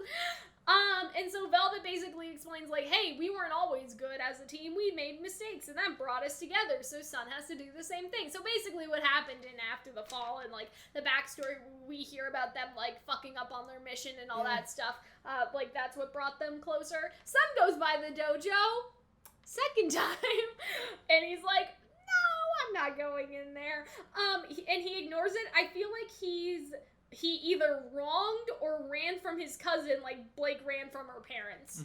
So I said that. Then Umber is fighting. Is Umber in Team Indigo, or is she a new character? Umber. I think she's the new one. I think she's a new character. Because I think they describe her outfit once, and I keep on forgetting what she looked like. But I liked her weapon. And so she has paralysis? Yeah, she could look people in the eye and freeze them, bro. That was so dope. So that was crazy. And then we get on to chapter 10, because she freezes them at the door and they brought Carmen into RWBY Amity Arena. I hope they bring Umber. That'd be kind of cool. And it's kind of interesting, too, because, we have other characters with sort of similar semblances, but yet they're all different. You know what I mean? You have other characters that, look at people in the eye and, or stuff there's happens, different fast characters. Or there's different paralysis characters. Yeah. Right? All that sort of stuff. Not that this is paralysis, but, in Amity Arena, I'm pretty sure Neptune's thing is that he can freeze people with his trident. Not like freeze, but like electrocute them. I see. And so it's just cool how like Neptune has a paralysis-ish weapon, even though he's a waterbender, and then like this girl also has paralysis stuff. So it's just the function of everything, which is cool. So yeah, while Velvet and Sun are getting their asses beat in the Fight Club, Coco's in the middle of the desert, and she finds Carmen. And I said, at this point, I feel like Rumple is evil or something, bro. Maybe she's the mole. Maybe she's after Theodore's job. Maybe Theodore is compromised and she's trying to overthrow him. So what I thought was happening with Theodore kind of happened the other way around, where Rumple was the one that was compromised. But another compromised headmaster is a lot like Lionheart. So that was my argument. I was like, are they really going to do like Lionheart Part 2, the Electric Boogaloo? Like, I don't think so. I don't think they're going to have another compromised person by Salem and stuff. You know what I mean? So I said, I feel like Rumple may be a part of some vacuo movement who wants advancement or power of semblance to fight Atlas or something. So basically, like, my whole thing was that I thought, like, that because of all the history, I keep talking about the Great War, like, I wonder if there's some sort of, like, bring vacuo to its former glory type of terrorist group, if that makes sense. Like, that was sort of my idea. For that, which kind of turned out to be right, because that is what it is that Jack and Jill are the rightful heirs to the throne, and that they basically want to turn Vacuo back into a monarchy and, like, rule and rise up and stuff like that. So, technically right, but also Rumple was mind-controlled, right? So she didn't join that of her own free will. So, you know, someone was compromised, but it's Rumple. And I'm glad that it wasn't Theodore, because, like I said, I was like, are they really gonna do another headmaster compromise? Like, that doesn't seem it would be great. Recursive. Not recursive, but repetitive. Yeah, and so I'm really glad. And so I also wrote down Coco sees how bad her team is, which makes her appreciate her team more, right? Like, because you guys are inept. Scarlet. I miss my old team. She's with Scarlet, Reese, Olive, and herself, obviously. So I think that was the whole point. Like, I think that was the point of shuffling the teams. Like, Rumple is also like, I would never suggest that, right? Like, because Rumple was under the mind control when she suggested that idea, was to weaken them. But, like, for a not spiritual, but like a sort of like ha-ha, like, you know, the universe is against you type of purpose. It was sort of like, oh, well, you don't realize what you have until you lose it. You know what I mean? Like, Rumple wasn't trying to impart that lesson, but that was the lesson that it ends up imparting, right? And so I feel like that was really good. Maybe she reorganized the teams to fuck them up and stop them from investigating. So well, you picked that one up. That's what I wrote down. I'm not sure if Coco thought that.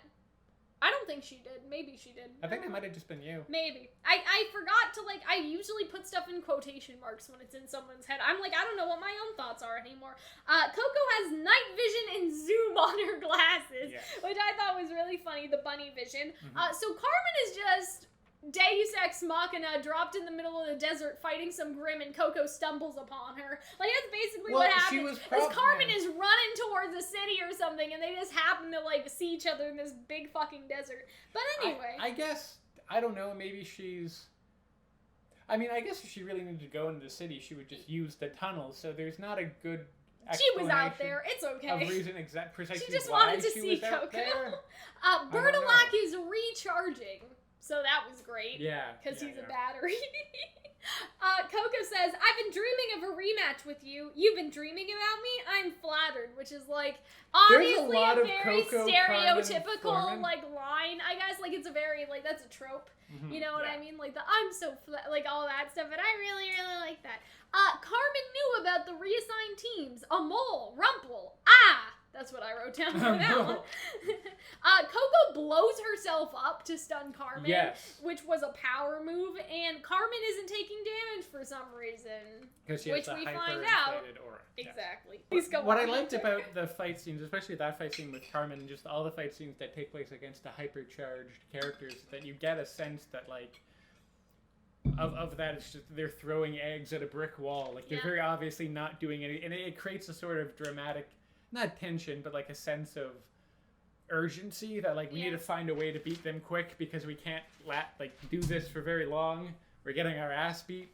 Anyway, I really enjoyed that. The fight scene was good. That's not something that I focus on. Like, you guys can tell when I write stuff down, it's more the dialogue, because the fight scenes are a very visual thing that I can't really explain that much, you know. And so, yeah, the fight scenes, they were tense for what they were.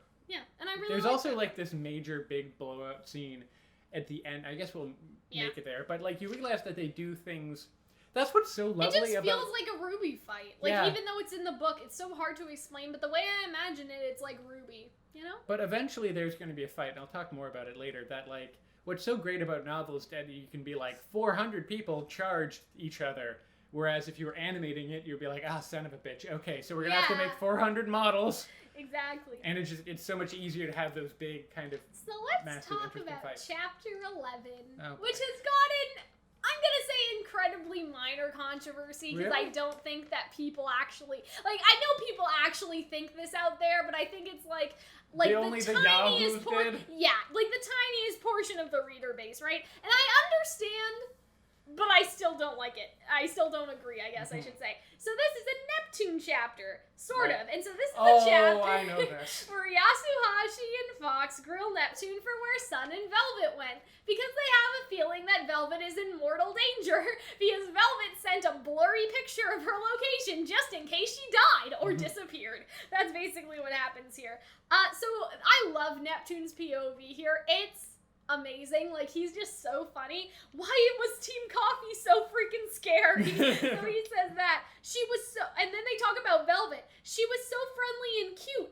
But wasn't that what people always said when they found out someone they knew was a criminal or serial killer? She was always so sweet. Everyone liked her. When I saw the news, I could hardly believe she was responsible for that grisly murdering spree. And this was Neptune's internal dialogue, which is funny because Hunter makes that joke in, like, a lot of our videos. About you? Being like, yeah, when I saw Cal on the news. So I thought that was so funny because that's the first thing I thought of. I was like, Neptune's, oh my god. It was just hilarious. I really like that line. So Neptune asks if Yasuhashi is jealous of Sun. So that's the second time that someone has referenced feelings for Velvet, is that, you know, oh, are you jealous because Sun went out with Velvet and you didn't? And Yasu's just like, grr, you know? And so I really, really like that, like, the characters are sort of subtly referencing, but they are definitely gonna be a thing, guys. Mark my word. Like, I don't really ship anymore. I talked about this on Twitter a little bit. Like, I don't have the innate need to ship like I did when I first got into the RWBY fandom when we were like 16, making like Blake X RWBY videos and like I don't know, like Winter X Salem, like just the weird shit and all that stuff. We didn't actually do that one, but anyway. I wouldn't be surprised if we did, though. You know, like, just sort of that stuff, but, like, I ship this with an intense fervor that you guys will not understand. It's Fox and Neo and Velvet and Yasuhashi that I just can't explain, but anyway.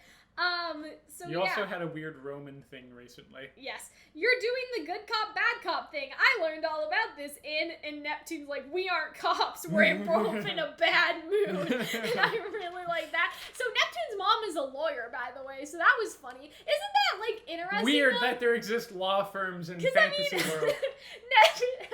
Is it Neptune, like, what, do you want to be a law clerk? It's like, no, I want to be a superhero. Fuck you. Neptune has, like, a traumatic backstory, but his family's, like, normal, bro. You know what I mean? Like, his mom's a lawyer. Like, he Does she have, like, a semblance that she used for lawyering? Like, she can speed read? A lawyer. That's what it says.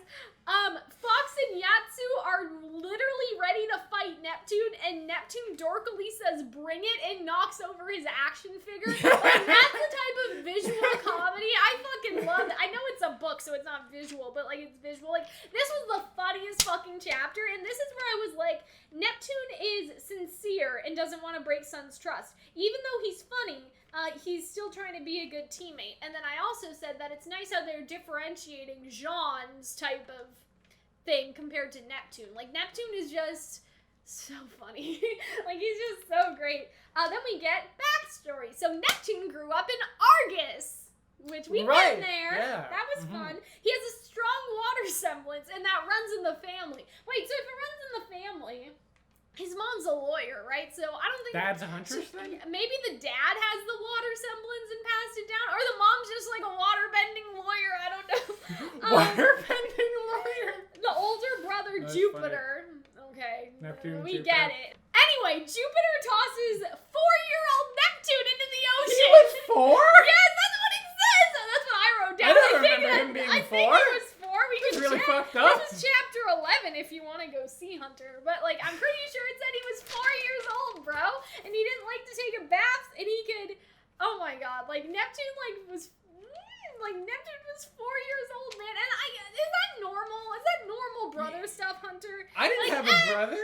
I know that. I hung out with my cousins, and they're all brother, boy. and I looked at them, and I was like, thank Christ I Because have it's an one of older those things sister. where, you'll throw them in the water and they'll get over it, right? It's one of the things where it's kind of like how with Sun and his stalking, that when it's media, you're not meant to like think about it too deep because we understand that these aren't real people in real life. And that's gonna be my argument later, like for something that people are complaining about. But at the same time, in the setting of the book, his brother throwing him in the water is like, I don't know how to explain it, but like you wouldn't do that in real life. You wouldn't throw a 4-year-old who can't swim in the water, but to these fictional characters with magical powers, right? That makes sense. When I was 2.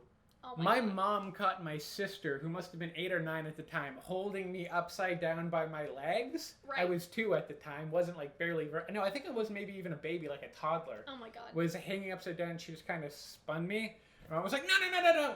So yeah, no, I would believe that's imperfectly... It happens, bro! Like, kids are fucking weird. I don't know, man. So, Neptune could push the water to and away from him, and so Neptune got stuck in a bubble of his own water and couldn't breathe. And then he passed that water bubble onto his brother and almost killed him, but luckily Jupiter turned it into like water vapor or something. So Neptune almost killed his brother.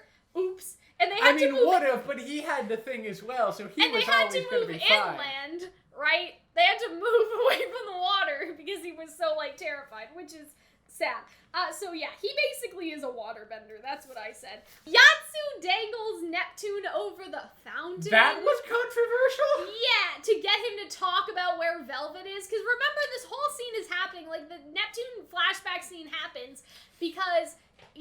Fox and Yasu, as I would interpret it, are like, Velvet sent us this picture of her in a weird location. She is clearly trying to get us to help, because that's what Velvet said. She's like, I'll upload this to the cloud, and in case I die, my teammates will find me. Obviously, it wasn't that dramatic, but that was the sort of intent. Like, if I go missing, they'll know where to look. They'll know to look in here. Like, that was sort of the idea, right?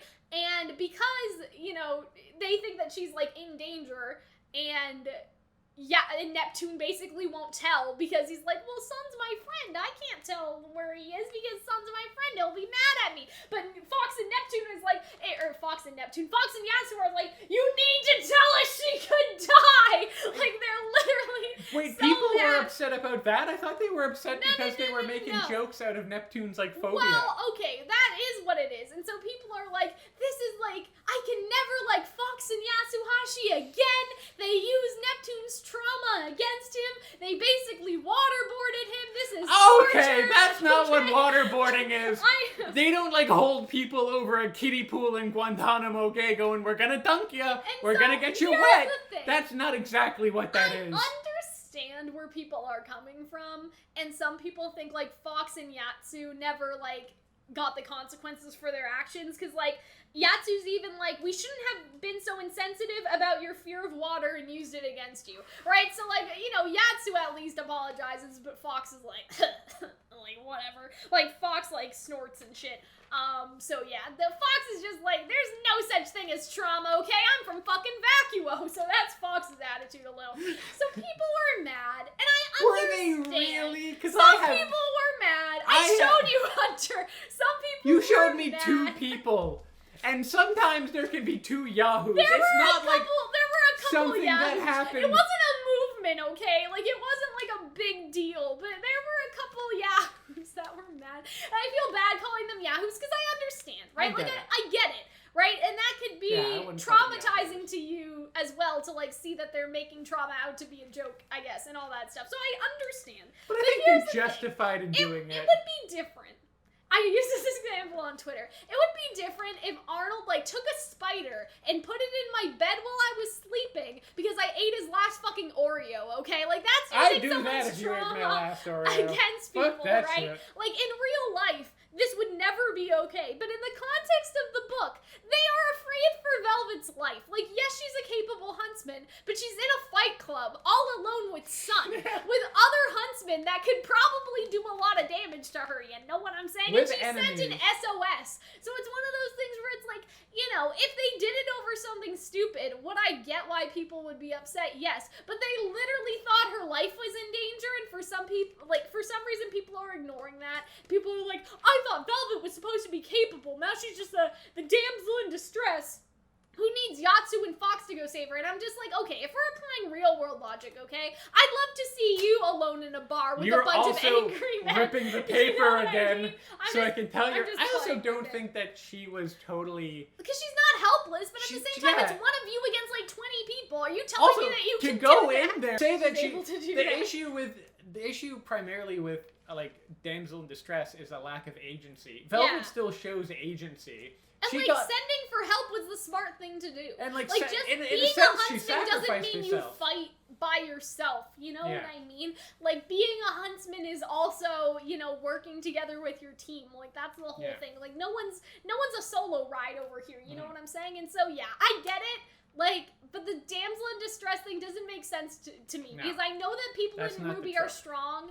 I get it, but you're in there with a bunch of other huntsmen who also have powerful semblances, right? Like, at some point you have to imagine that, yeah, there's very viable danger, right? And them losing her friend. And they're not acting rationally. Like, they made a terrible error in judgment. They crossed a line and they'll never cross it again. You know, like, that's sort of how I see it. And I think Dan explained it well on Twitter, but I can't remember what Dan said. That was a terrible, just of them being like, seriously, dude, tell us where it is. I mean, I would say it's an error in judgment just because it's like, you know, even if you don't like what Neptune's doing, he's still like a human being. He's still supposed to be your friend. You know what I mean? So holding him over the fountain, was that the nicest thing to do? Probably not. You're afraid of spiders. But if you're not like, a spider killed my mother, like, if you're frightened but I think it's the thing with the brother is like he almost killed his brother through the water. But I don't buy that because I feel like that brother was never really in. Well, yeah, but he thought he could have died. I think that's in Neptune's head. That's what it is. In reality, the brother was way in control of the water semblance and would have been fine. It's not like a majority of people that read the book. It's just a couple people, and I think it's what you said, Hunter, earlier. It's like, if this were the real world, this would be bad. Like, you know what I'm saying? Like, that would be, like, how you were saying with Sun. Like, if this were the real world, that would be creepy, but you can't always apply the same real world standards onto fiction because this is a fictionalized magical world. Yes. You know? Where people can control water and read people's mind and have bunny ears. Like, let's not take this to its extremes. It's realistic extremes, maybe. And so what I found funny and very smart was that Neptune drops his scroll on purpose so they can read his messages, basically, and he doesn't need to break Sun's trust. Right? So I thought that was really smart, that he's like, they took my phone from me. You know, like that sort of thing. Rumple gets pissed. Yes. And Fox is basically like, if you're not gonna let us go, just expel me, and then we'll no longer be students, so we can break the curfew. Which I think, like, that was pretty funny. That Fox was just like, go ahead, bitch, expel me. I didn't want to be here anyway. Like, you don't fire me, I quit. So Rumple ties a cord around them, and she has this wheel weapon, and that's when I was like, oh, it's like okay, wheel. Now it makes sense. Yeah, I'm seeing it more now. All right. And so basically they need to beat her to prove that they are strong enough to leave. Like, that's the whole idea of that scene. I can't wait for Rumple and Maria to meet each other. If they meet each other, the old lady energy will be cascading. So, you know how everyone's talking about, like, Yatsu put Neptune over the fountain, but Rumple literally almost choked Yatsuhashi to death, and nobody's saying anything about that because they're in a fight. You know what I mean? Like, this is the world that we're in. Side note, Rumple is totally Rumpelstiltskin. Gold cords, a wheel spinning into gold thread. That's what I wrote down. And so Rumple says, I'll make a deal with, literally right after I wrote that, Rumple said, I'll make a deal with you. You can leave if you defeat me in battle or if you guess my name. And I was sort of like, I kind of cringed a little bit, not gonna lie. Like, I like the idea, but it was just a little on the nose for RWBY. I felt it was a little on the nose. I feel like they needed an easy way to end this thing. Yeah, I winced a little bit, not gonna lie.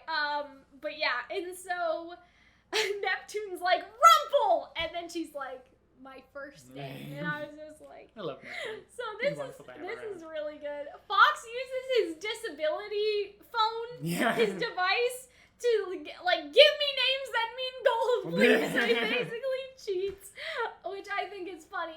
Because in the fairy tale, the lady cheats. Like, the lady that needs to know Rumple's name, she cheats as well. Like, she goes into the forest and hears him say it, and then says it back, like, instead of actually finding it out. So it's sort of like that. The students in Theodore are watching. So Theodore's here like, yeah, go Rumple! Woohoo! Like, Theodore's just, like, watching this, and Theodore's like, yeah, I'm not gonna stop it, you know, whatever.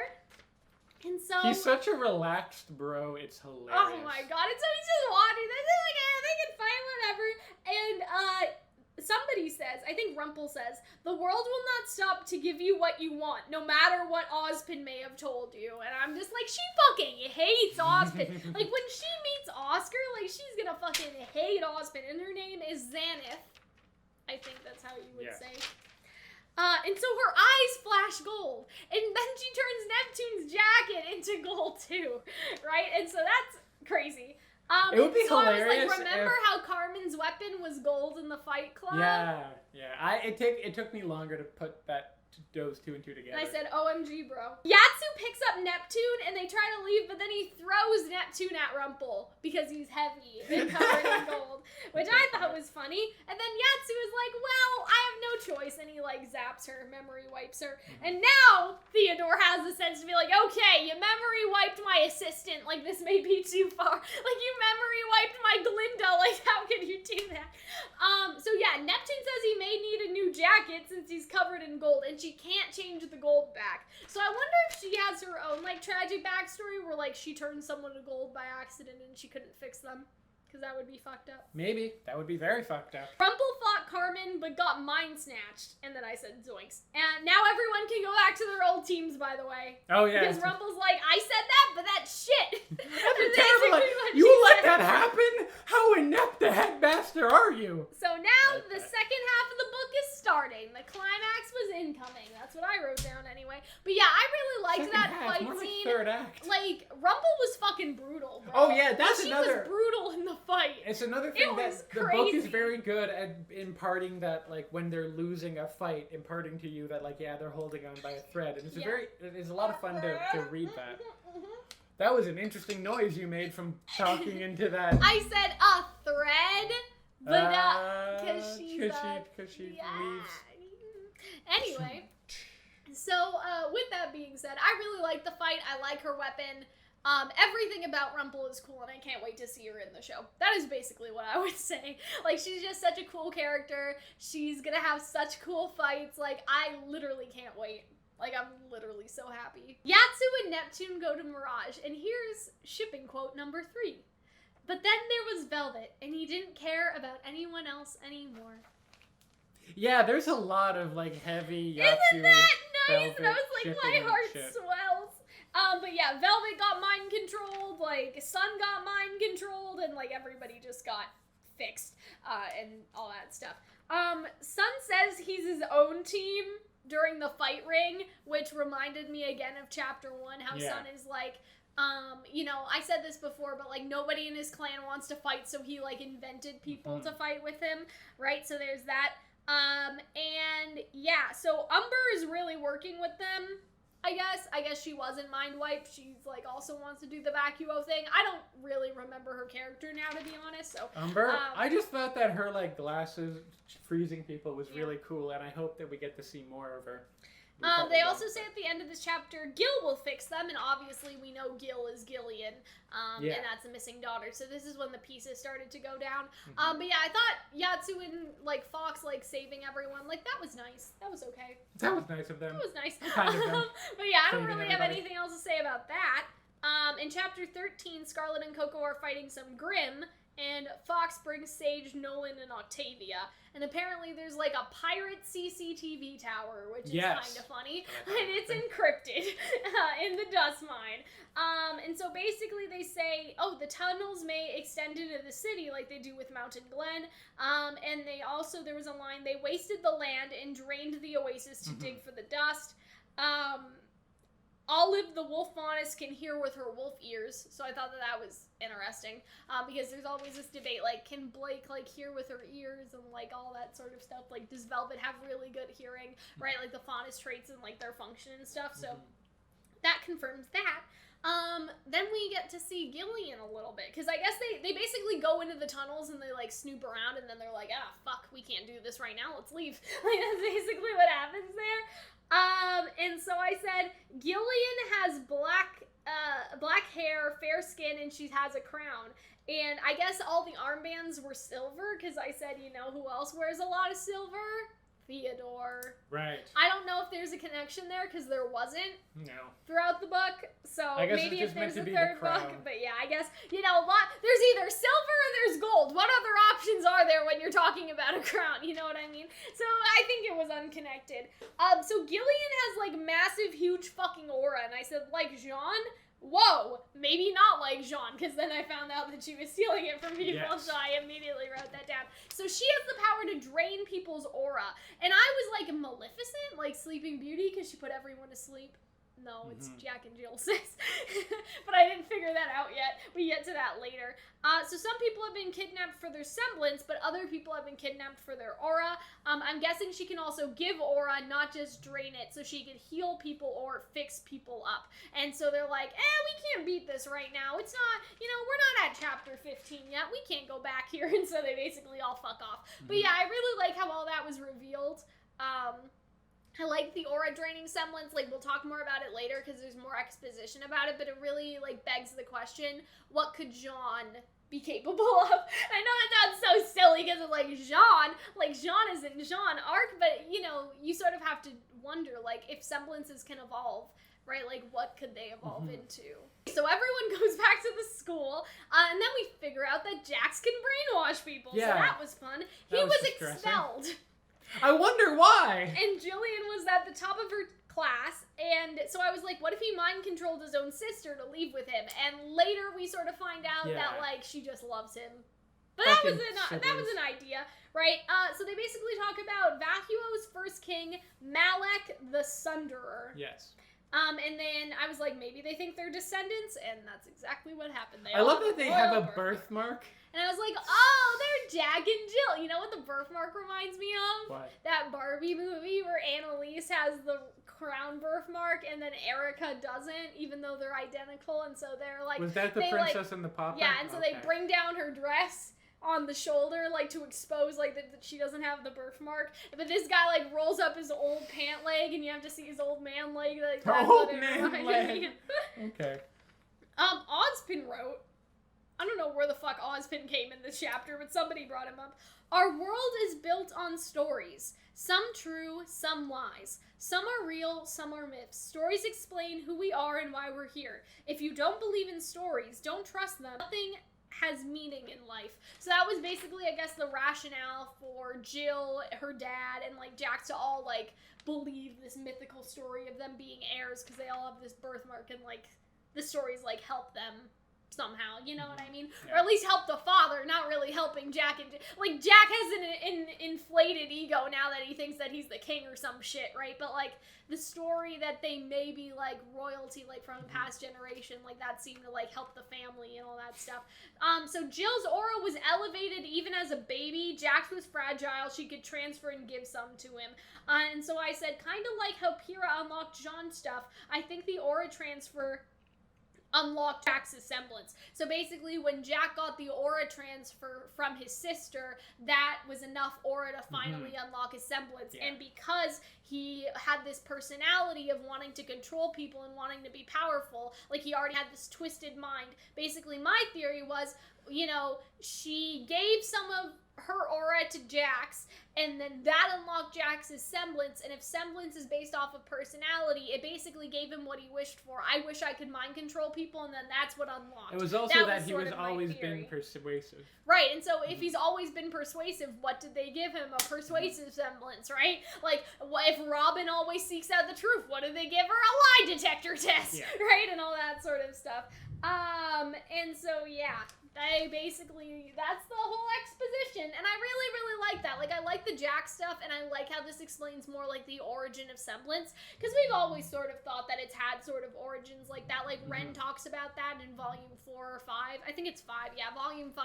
Ren's like, some people think it's based on personality, but it seems like that's more where it goes, you know? It's almost like every human has a wish, you know, and like they get that wish granted. But it's also true that you don't know if it's the chicken before the egg, because chances are, if you had that ability, but I think would start Sun, it is clearly right. Like Sun, you know, I want people to fight with me, and then he has a dream about a tree, and then he gets a clone semblance, right? You know, it's sort of like that, where it's like sometimes there are clear instances where a character, like, they clearly had a wish, and then a semblance was born out of that wish.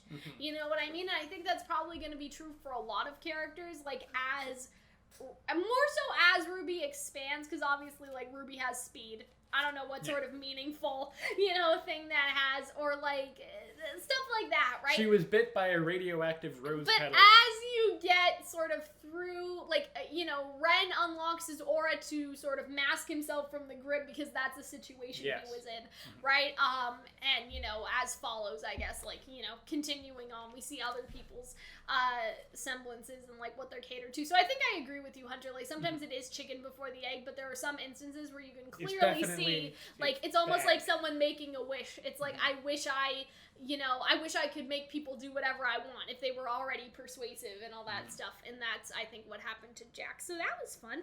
Jax wants to restore Vacuo to the old ways. Jax and Yasuhashi fight, and then Yasuhashi gets mind controlled, which broke my heart. And we also saw how Jax manipulates people, because he's not mind controlling his sister, but he convinced his sister to, like, go through with something in that chapter, even though she didn't want to, and so we see that sort of manipulation there. And I was like, I hope Yatsuhashi is faking it, and that's why he asked for his sword back. He wasn't faking it, sis. He was really mind controlled, and I was so upset. But yeah, we're getting down to it now. Like, this is when stuff just kept, like, chugga. Like, it was a lot going, of action, right? A lot of, like, big. It was such a centerpiece, like that did not happen in the earlier books. I had such a crack theory that I would like to share with everyone. Okay. So as I mentioned, there's a POV chapter where Scarlet's profile is on Yasuhashi's chapter, and I wasn't sure why. Like, I thought it was just a mistake. Like, maybe that was originally a Scarlet chapter, and then it changed. And, like, they never erased the silhouette or something, or they just decided to put it there. Like, I don't know. But that was the Yatsuhashi chapter when Yatsuhashi was, like, in there and being mind-controlled. So Scarlet wasn't mentioned, so I was like, why the fuck is that a Scarlet chapter? And then I came up with the genius idea. What if Scarlet's on Yatsu's chapter and that isn't a mistake, but it's a hint? What if Scarlet's semblance is to mimic others or, like, switch places with them?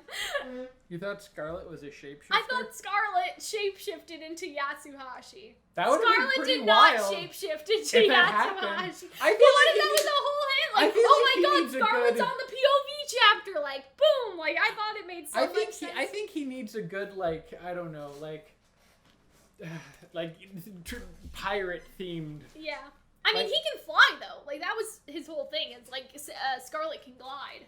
Like, that's his official... Really? Yeah. Oh, I guess in the fight I just sort of thought he was just sprung himself and... No, I think that was supposed to be a semblance. I don't remember. Okay, so this is where we're gonna get into theory time about Theodore, okay? Because this is where I started to get confused about what Theodore is inspired by, okay? So, Theodore has a picture of Crow on his wall, so that's fun. Of him with Crow. He has some other, like, pictures. I feel like him and Crow would really get along, like they'd be good drinking buddies. buddies. I was thinking about that, too, but we'll talk about that. So, Theodore has a picture of a girl with pigtails and a small dog. And clearly that picture is Dorothy, right? Like, we would both agree that picture is Dorothy and Toto. Yeah. So, this is where I was confused. Theodore is supposed to be Dorothy, but the girl in the photo is also clearly Dorothy. So here's what I was thinking, is that a while ago we had an Oz generation theory, right? And we basically had a theory that every generation that Ozpin has lived, he accumulates the Cowardly Lion, the Tin Man, and the Scarecrow, and he also accumulates a Dorothy. And so basically, like, idea one is that Theodore is Dorothy, and so is this girl. But this girl was supposed to be the next generation's Dorothy, because Theodore is a little older, right? And so the idea was, at least an idea I had, what if Theodore is Summer's dad?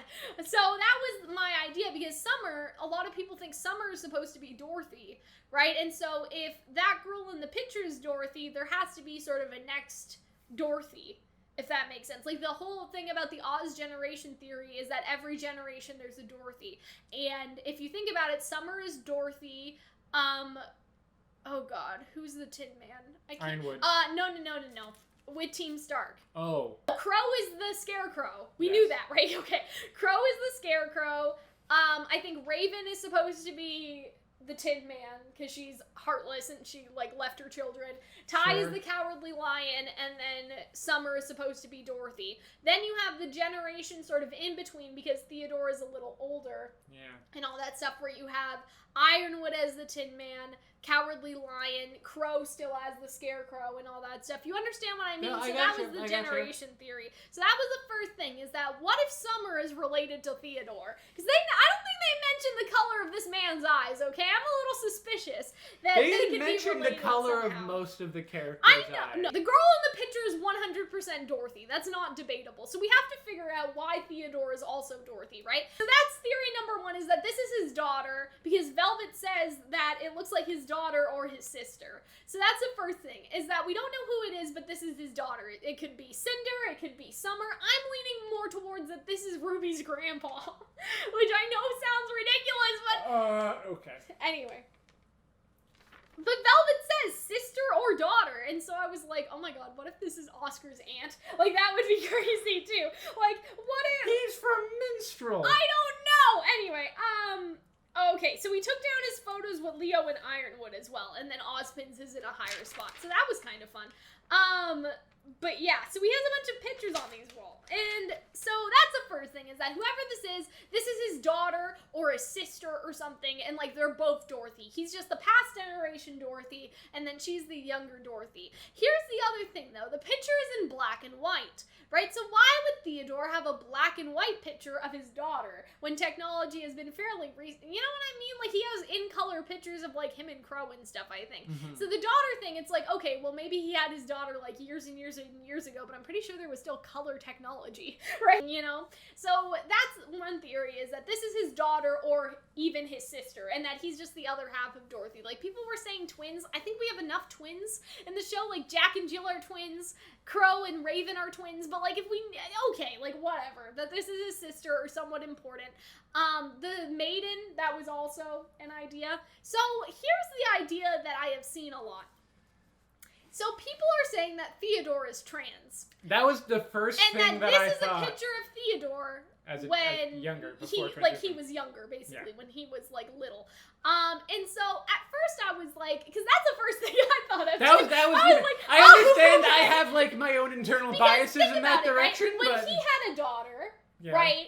If he had a daughter, why would the picture be in fucking black and white? But we know that Theodore is old. They make a point to say that Theodore is older than everyone else in Ozpin's inner circle. Really? And so if that was a photo of him as a kid, like, he's like 50 or something, like, he's like 55, I don't know. I guess, like, they didn't say exactly, but they said he's older than Ozpin, right? But they said Ozpin, I remember this, they said Ozpin was young, which is weird, because I always imagined him as being Ozpin older. was young because... Like, youngest. Ozpin was the youngest headmaster, but that's because he just transferred headmastership to himself. You know what I mean? Like, whoever was the headmaster of the school picked the next Ozpin. Like, that's how I always sort of interpreted it. That there was old man Headmaster Ozpin and then the new young Headmaster Ozpin. And everyone was like, how did this man get his position? He's so young. But, like, joke's on you, it was just Ozpin twice. Like, you know what? Controlling the school the entire time.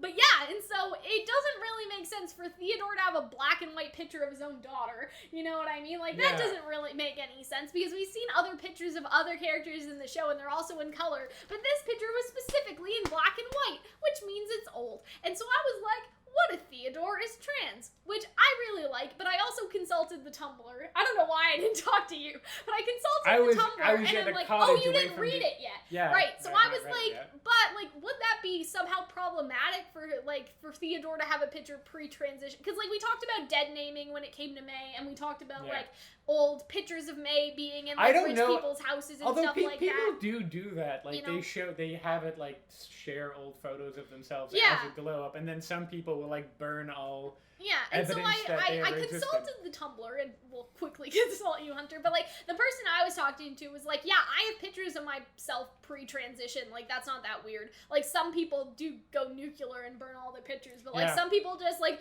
that was who I was as a kid, but that's not, like, you know what I mean? Like, but that picture of me as a kid does not reflect, like, how I felt and who I was now. Like, they're comfortable enough to have it around, right? And so Theodore just screams, like, massive queer energy. I don't know if anyone else feels that, but he's in, like, these gaudy clothes. You know what I mean? Think of it, I he's guess in that these is shiny, correct. gaudy clothes. Oh, you know what's also funny man. is like, if he's Dorothy, that was also a euphemism. A friend of Dorothy used to be a euphemism for being gay back in the 50s. Really? Yeah. That's crazy. That used to be a there's a funny story behind it, but yeah, so what do you think about that? Because the only other thing I'll say is that it's actually interesting because in some of the Wizard of Oz books, like, they make a commentary on, like, Dorothy has the opposite gender name as the king of her land, which is Theodore Roosevelt, I guess, when it was written or something. Well, yeah, because it was written during the suffragette movement, and people have argued that Wizard of Oz is like a big sort of suffragette, because when you think about it, all the power brokers in Oz are all women except for the man who's full of shit. Yeah. So it's like people have. But basically, the Munchkins or the village people in the book basically comment two things: is that they have an inverted name, like Dorothy means like goddess something, and then Theodore means like god of man. Like, they have this inverted thingy or something like that, like the name meaning, and then Theodore is also like the male equivalent of Dorothy, and like they're like, oh, like, Dorothy, you must be special because you have the opposite name of the king from your world, right? Like, that's how the Munchkins like talk to her in the book, apparently, or something like that. Like, I researched that a little bit and I posted it, but yeah, I'm like totally for this idea. I think this is a great idea. Yeah, I thought. If you want to talk about that a little bit, like having the picture and all that stuff. I didn't pick that up, but now you're totally right. That is definitely that. My one thing is, like, what happened to Toto? Toto probably died. Yeah, the second you started talking about that, I'm like, yeah, they're trans. He's trans. Don't make him the maiden if he's trans. If you had his past self be trans, don't do. It would be funny if he became trans and then lost the maidenship. That would have been. That was like, it's like, where'd my powers go? It's like, son of a bitch. Like, that would have been funny, but don't have him keep them. That'd be a little weird for me. Yeah. But other than that, no, that'd be cool. If he got the power pre-transition and kept it during his transition, would that still be weird? I feel like it would be weird. I feel like if he lost it the second he realized he was a dude, that would be very funny to me. Oh, Theo knocks down the picture of Ozpin. So yeah, he gets so mad during this conversation, he like throws the picture on the wall and like cracks it and stuff. But anyway, it's time to fight, Theo says, right? So there's this whole, like, dramatic thing going on where Theo is like, I know that Ozpin's still a scared, weak little boy. Like, he's just mad, and, like, he's, you know, put the pictures of Lionheart down and put the pictures of Ironwood down, and, like, he's put Ozpin up on this pedestal and then tears him down from the pedestal, and we see all these pictures and a picture of him and Crow, and it's, like, this big emotional scene. See, that's why I also have the Summer theory about, like, him being related to Summer somehow, because, like, he's in a single lone picture with Crow, which seems sort of weird. You know what I mean? To have just a picture of Crow and him alone, I guess. I don't know, because, like, Crow's not a headmaster. I mean, yeah, maybe they were just buddies. What if, like, I know people are still sad about Clover, and they're still healing and all that, but, like, what if Theodore and Crow, what if that's the ship, guys? Just something to consider. I think just something to think about. But yeah, so maybe Summer is dying, and that's, maybe Summer dying is why he stopped communicating with Ozpin if she was his daughter. That's the other theory, right? Because we have this thing where it's like in an earlier volume, Theodore is basically said to have stopped communication. Like, they haven't checked in for years. You know what I mean? Like, Ozpin's like, Vacuo hasn't checked in for years, so why? And so if Theodore is not trans, that would be my other theory pointing towards Summer being his daughter, because it's like after Summer died, Theodore was like, fuck you, hoes. Hangs up the phone. Never comes back. Like, you know what I mean? Both of those might have happened, it's just that means the girl in the pigtails wasn't Summer. Yeah. He could still be... He could have given birth to her. Yeah. I'll make a theory about Theodore when we come to a conclusion, but for now, it's chapter 17. The battle starts, and Jack sits on a thing that's carried by Yasuhashi. I can't think of the equivalent, but I think there was one in Aladdin, like that thing that they carry, like the salt and all. Yeah, like one of those thingies. And I was like, please be faking Yatsu. Yatsu was not faking. So Velvet and Sun are both one-person armies, which I thought was kind of funny, like as a comparison between them. Like Velvet has all the weapons of her friends, but Sun has the clones. So that was nice. I said this is a really good fight scene. I love the strategizing by Coco and Rumple. Yatsu was not bluffing. Sad face. But yeah, it was a very good battle scene, and that's literally all I wrote about that one. And there was the level of like angst there because they were fighting their friend and they didn't want to hurt them, and they were fighting. I don't know. It was done very well. It was sad. I felt like these were a lot more poignant and memorable than even the ones in the first. And this is when things were like going. And yeah, I agree that they are very memorable fights. I just didn't write down much because I was like, oh my god, like they're fighting, bro. Like I didn't have a lot to say. Velvet, Sun, and Octavia go back to the hideout to free the prisoners that were the batteries. And that was also a very dramatic moment of Velvet being like, of Coco going to Velvet, like, I trust you. Yeah. You can go. I believe in you. I was like, that was nice. They believe in each other. Sun is helping everyone out, then Velvet goes with Octavia. So Velvet charges at Carmen and they have a fight. Velvet, like Coco, blows them up again. So Carmen gets blown up twice. Coco tries to blow her up, and then Velvet tries to blow everyone up. And then Carmen says she goes way back with the twins and believes in their cause. And that, I guess, was the end of that chapter. But yeah, so Velvet basically tries to sacrifice herself to get... Gil and Carmen, but I think Carmen is the only one that goes down. I think Gil is okay. They also go down, and that's when they find all of the people that had gone missing. Yeah. They were laid out. Oh, yeah, that was fucking terrifying. Like, there were a bunch of faunus in the catacombs. Like, that was definitely not nice. Sun wakes everyone up, and then Bertilac is there.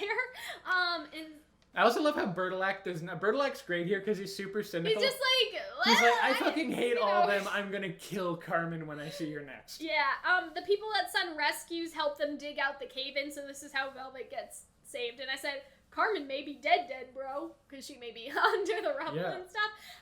Velvet's okay, at least. Velvet's plan is to basically convince the people of Vacuo to help fight this army. Just what Sun needed for his character development. That's what I wrote down. Because if you guys don't know, Sun is gonna have a speech soon. But yeah, this again was just like, go, go, go. Like, Bertilac was like, yeah, I'm gonna fucking kill her. And like, that was basically I hate that bitch. Right, I hate that bitch. So Coco was fighting Yatsu. And Yatsu eventually got back in control. Which, they don't really explain how that happened. I guess it's just Yatsu's semblance, like, seeped into his own mind. Was he able to use his semblance against himself? I don't know. Something happened. It doesn't matter. He's okay now. Was he just more, like, mentally powerful? It's never entirely... That's a bit of an ass pull, I'm not gonna lie. They fixed him. He did it. But also, maybe it's like he was always like that. I thought the explanation they gave in the book is that Jax was trying to mind control too many people at one time, and he like just let him loose by accident. I thought that was it. Okay. So Neptune and Sage are fighting Pink, who I think was Rosa. Yes. Yeah, and she's able to go invisible or some shit. Like. Yeah, you can phase through her. So that was weird. Scarlet runs at Gil. Thanks, Scarlet. Then Coco goes for Gil. Umber can freeze people, but when she looks at them, but Fox is unaffected. That was funny. Yeah. She's like, why isn't this working? And I was just like, Fox is more powerful because he can't see. Smiley face. And I thought that was really nice. They look at Gil's like mark, like his tat or his birthmark, and it kind of looked to her as like illegitimate almost. Yeah, so like the father branded both of them to continue on this lie that or he's something like neurotic like that. Or something. and totally full of And his I'm like, own maybe shit. she just faked hers, bro. And then Theodore was actually fighting here, which was fun. But yeah, my notes are like a little bit scarce, and so if we missed anything, I'm sorry. But all I wrote down was Gil was branded, and so I don't really know, like... That she might have not ever actually been royalty, or it was just Jax and not Gil. Yeah. I also, what I dig about it is that in that scene you see a lot of... Well, the fight scene was interesting in two ways. One, you kind of see Theo fight from the other side, because he would punch and people would just fly up. And like, you don't actually see what Theo's doing, but he's like a fucking maniac, bro. I love that. Like, what if like his powers is like, because I said this before, but he has the stormy cape or whatever. Yes. Like, what if his powers like he's literally... That's also why I'm worried about Theo being the maiden, because obviously like there's Dorothy and there's tornadoes and like all that type of shit. I feel like Theodore was literally just punching people because he's big and strong. Yeah. You know what I mean? I don't think it was a semblance. But I think they describe it of like enemies popping up into the air because he decks them. It's like, again, it's like General Armstrong. Like, he doesn't have any fucking magic, you know what I mean? Like the guy from Full Metal. He's just a regular dude. He's just buff. It happens, bro. It does also when Coco and Yasuhashi are fighting, they realize that they're fighting against each other. I know. Coco realizes Yatsu isn't mind controlled when he starts doing like their routines together. Yeah. I thought that was a really great character moment. I thought that was good. I also like there's a point, I don't know if it's after Sun's speech, but they like toss Yasu. Yeah, it's in this chapter. Yeah, they toss him over Yasuhashi and Jax, which is so funny. But yeah, I love that they like recognized that they were doing their team combo and like it was all okay. And Coco was like, "Make it look like it hurts, Yax." Like, you know, they were both pretending it was because the book really is about how you need your teammates. Yeah. And so to have that is a little moment reinforcing, I think, that theme. And it also shows that like you're not just a team with your partner, right? Because we get this thing in RWBY where it's like, have Blake and RWBY ever really talk to each other? You know what I mean? Like there's RWBY and Weiss and there's Blake and Yang, and like people sort of feel like they don't have enough interaction. You know what I mean? Between everyone equally. But I feel like what the books did really well is that it's not just, you know, Yatsu and Velvet over here and Fox and Coco over there, right? Like it's not just who you're partnered with, it's the team as a whole. Like Coco still has a bond with Yatsu, she still has a bond with Velvet. It's not like RWBY and Blake where they never talk to each other, right? And I'm sure they talk to each other off camera, but it's one of those things, right? So with that being said, Sun has a speech in this chapter, and I kind of really like this. Really? Like he's talking to the people of Akuo, and it's sort of nice. It's like, fight for your home. But I also like he can't be. This is the last time I'll say this, but like that Michael Jones voice doing it. Reading that in Michael Jones' voice is so great. But he can be sincere, right? Because like, it's sincere, but it's not, you like... know, we see he has quiet scenes where he's not obnoxious with But Blake. it's not out of character. It's like, not. this is like a deeply unserious person trying to be serious, and it feels that way, and it just works right for the character, I felt. So, one of the lines was, home is the people you keep coming back to, and Sun learned his lesson! Because that's the whole, like, theme, overarching theme and character art for Sun, and theme of the thing is that you need your team, you need your friends. You need other people. Long ago, we lost our identity, our way of life, because people became too content. We let other kingdoms come here and take what they wanted, put us to work mining dust, and let us die in their minds, which was like, I don't know about him blaming them for their colonization, but I understand the sort of, like, intent, right? I guess out of context, blaming people for your colonization would be a little fucked up, but, you know. Do you want to stay in charge of Vacuo's destiny, or let yourself be mind-controlled, basically? Oh, that's me. That's not part of Sun's speech. So yeah, that's basically his argument, is do you, the people, want to be in charge of Vacuo's destiny, or just let Jax mind control all of you into giving you as the people what he thinks that you want, right? And so how can they let Jack and Jill do the same thing as the other kingdoms? That's basically what I said. Jill drained people like the other kingdoms drained the mine. So I thought that was a nice sort of comparison, is that Jack and Jill think that they're fighting for Vacuo, but they're doing the same thing the other kingdoms did, right? They're draining the people like they drained the mine. They're trying to, you know, decide what is good for the people of Vacuo, or just, like, decide what the people of Vacuo It's will a very be, paternalistic... Right? It's a very good metaphor, and which I think, especially the mind control thing, because it's like, the other kingdoms controlled you. How is he any different just because he says that he's fighting for Vacuo? Like, you know what I mean? Which that comes down to work with the whole narrative of colonizer, because colonizers are paternalistic. They decide what is good for the people. Yeah. Even though those are very often not the case. And this is a weird and it's not comparison, I guess, but like there have still been like within colonies, people of that colony who have rised up and oppressed their own people. You know what I mean? Like, we've sort of heard about that as well. You know what I mean? And obviously, they're just another victim of the system, there's like right? interlopers. Yeah, and so I feel like that's the same thing as Jax. Like, yeah, he's from Vacuo, but who's to say, like, he's just going to oppress you in a different way because you'll no longer have a say anymore. And how is that any different than Atlas? Like, people are like, oh, I don't want Atlas technology in my house. The people in Atlas, like, they're evil dictators. Like, we don't want them, but how would that be any different? Like, how is Ironwood controlling everything any different than someone who literally mind controls people, right? And so I feel like that all those metaphors, like, really, really work well at this part of the book. Sun encourages them to fight for themselves and not depend on huntsmen. That's how Vacuoians are, and they lost sight of that. I also like the idea that not a lot of their enemies use dust in their weapons, and that they don't like dust. Yeah, because and they kind of live outside dust because of the history of that resource being extracted from them. I think that's really interesting world building.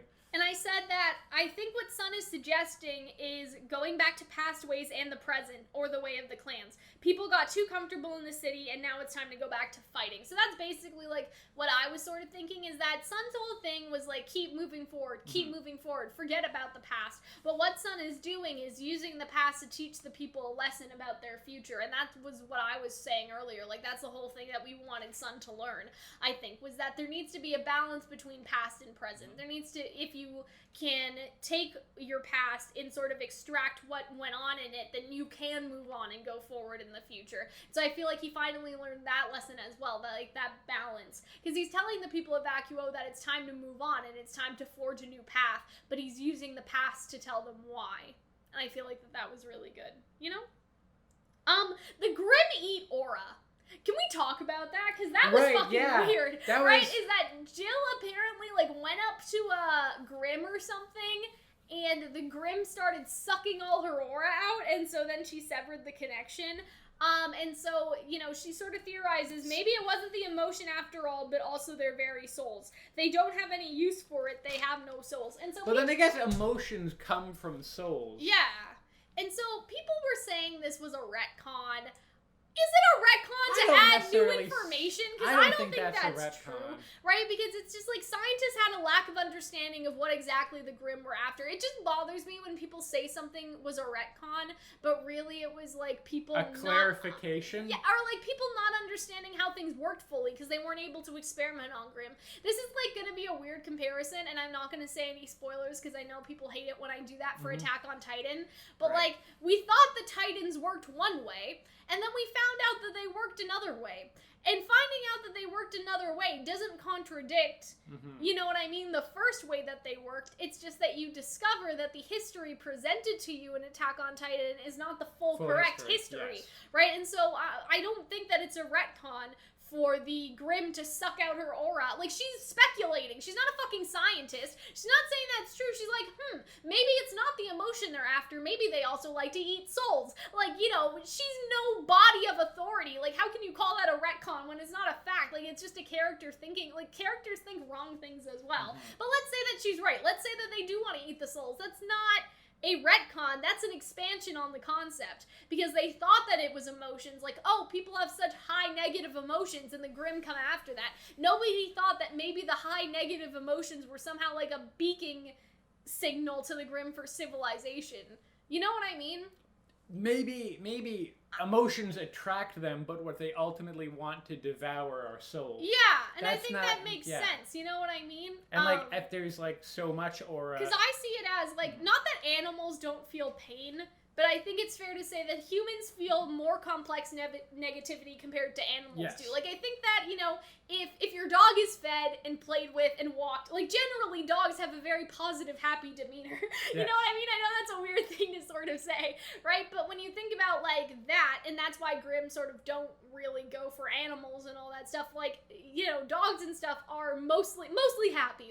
I guess. Like, unless they're being mistreated and stuff like that. But humans are not the same way, and humans are negative a lot of the time, right? There's a lot of negativity in human civilization, and so what I would think is, yes, the emotions attract them, but the emotions are like a homing signal to show them that, oh, humans are around here. You know what I mean? And that's what they want is the humans. Basically what you were saying, Hunter, but that's how I would think of it. It's like, oh, I sense negativity. You know what negativity means? Human souls. You know what I mean? Yeah. Like, that's sort of how I would think about it. I don't think it's a retcon. I think it's a concept that's going to get expanded and people need to get it. Could also make the argument that, like, her aura maybe amplifies her negative emotions she's feeling. Yeah. Which... like, she doesn't know. Like, what does she know? You know, she's just guessing. All right? Don't overreact, guys. Because I saw some people overreact. Like, they retconned how Laura works in the book. Who people do you follow on social media that have had such explosive reactions to this book? People just send me stuff sometimes in the Discord server, and I'm just like, stop sending me these things. I don't want to see this shit. Anyway, Coco had Theo fling Yatsu to Jax. Yes. That is what happened. The world is changing, sir. More than you know. What do you know, Theodore? So that's what I was sort of wondering. That was a very ominous line. The world is changing, sir. More than you know. Why? What do you know, Theodore? What do you know about the world, right? That was a little bit sketchy, if you ask me. So yeah, Theodore makes Yatsuhashi fly. And so here was my third theory, right? We talked about him being trans, and we also talked about that little girl being his daughter. But what if he's actually the Wicked Witch of the East or the Tornado, not Dorothy, because he makes Yatsuhashi fly. So my argument for the Wicked Witch of the East was that, remember, the Wicked Witch of the East was the one who originally had the shoes. Right? Right. She was wearing the shoes before she got them to Dorothy. And so that also Theodore means that would he'll actually die be Nessa. because the Wicked Witch of the East died in Wizard. So Yatsu actually misses Jax. They throw him at Jax, but he misses. So that was a big yikes. But basically how they get captured is with Jack and Jill. So he's like, she says, we'll die if we stay. And then he says, then we'll die.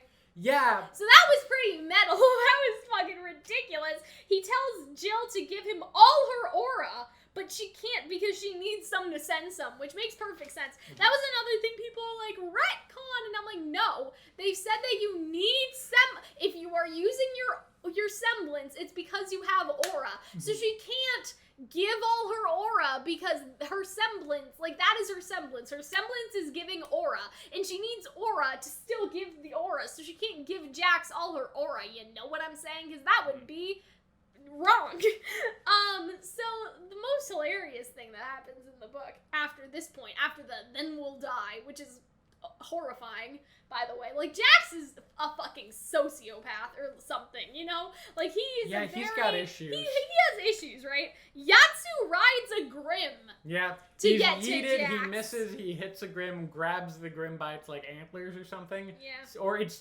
head. It had multiple heads, so it steers its head into... And I guess the Grim is like, that tasty aura, like, that tasty negativity, and so it's running right towards Jax, because there was a point where Coco and them realized, wait a second, the Grim aren't coming after us. It must be because our aura is less than the other people whose auras they've amplified. Like, the Grim don't give a fuck about us, so that was interesting, too.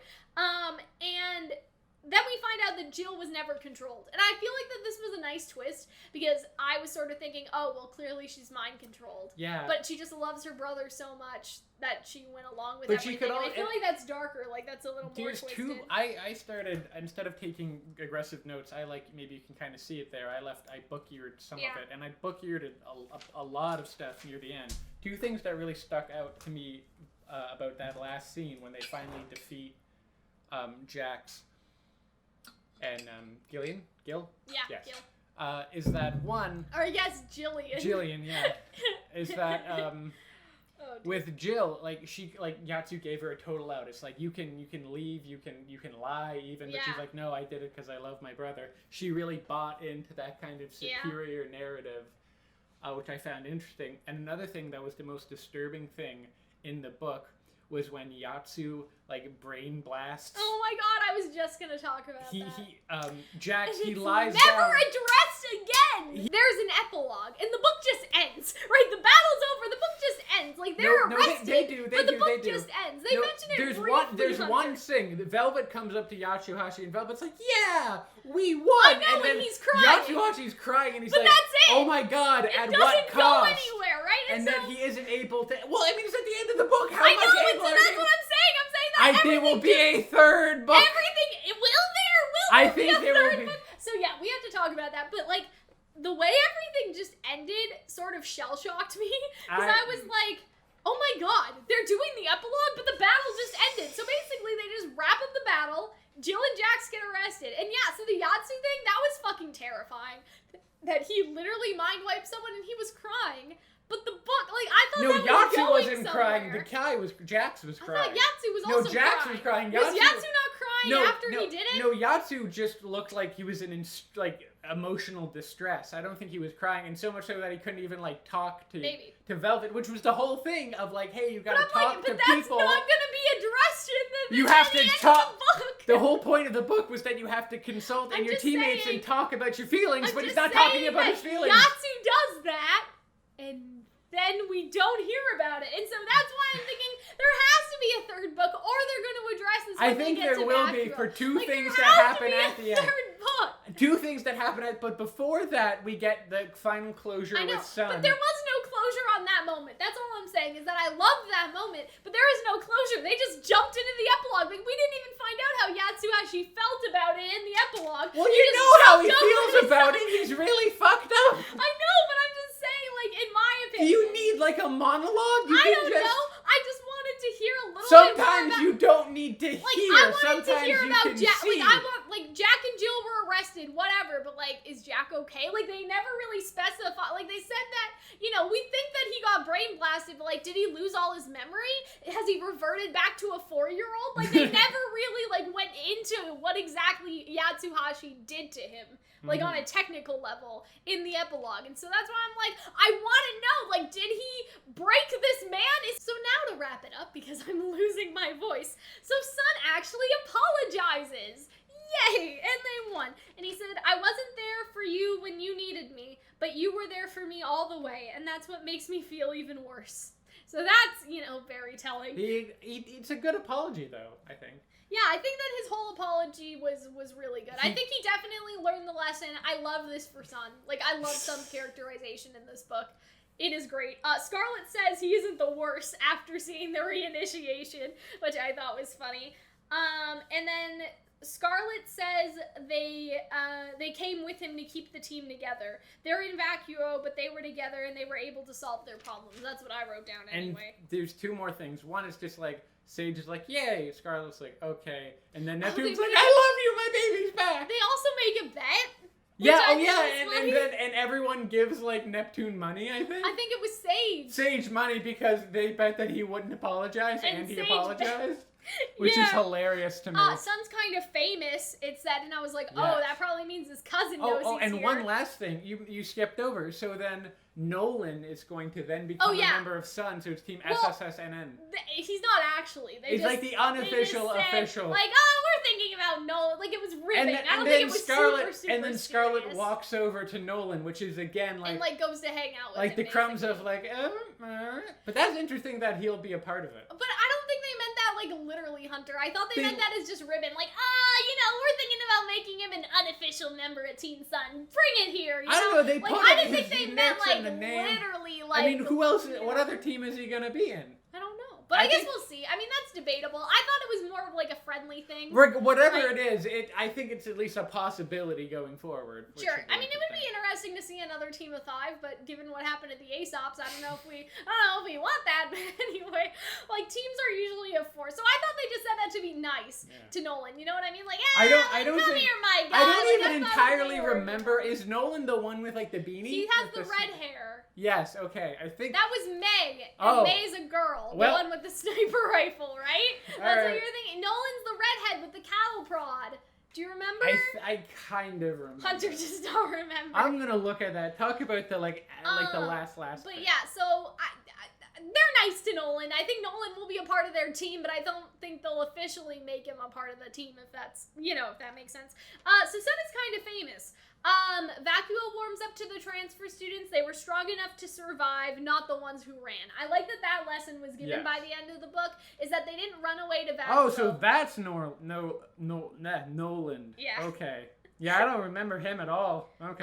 They fought for the people of Vacuo, and people are more united. So yeah, I really like that message by the end of the book, is that they weren't weak. Like, they didn't run away from Vale. They were strong enough to survive Vale, and they defended Vacuo like Vacuo was their own. And then that made the people like the transfer students. I thought that was just a really nice message. I liked how that all wrapped up.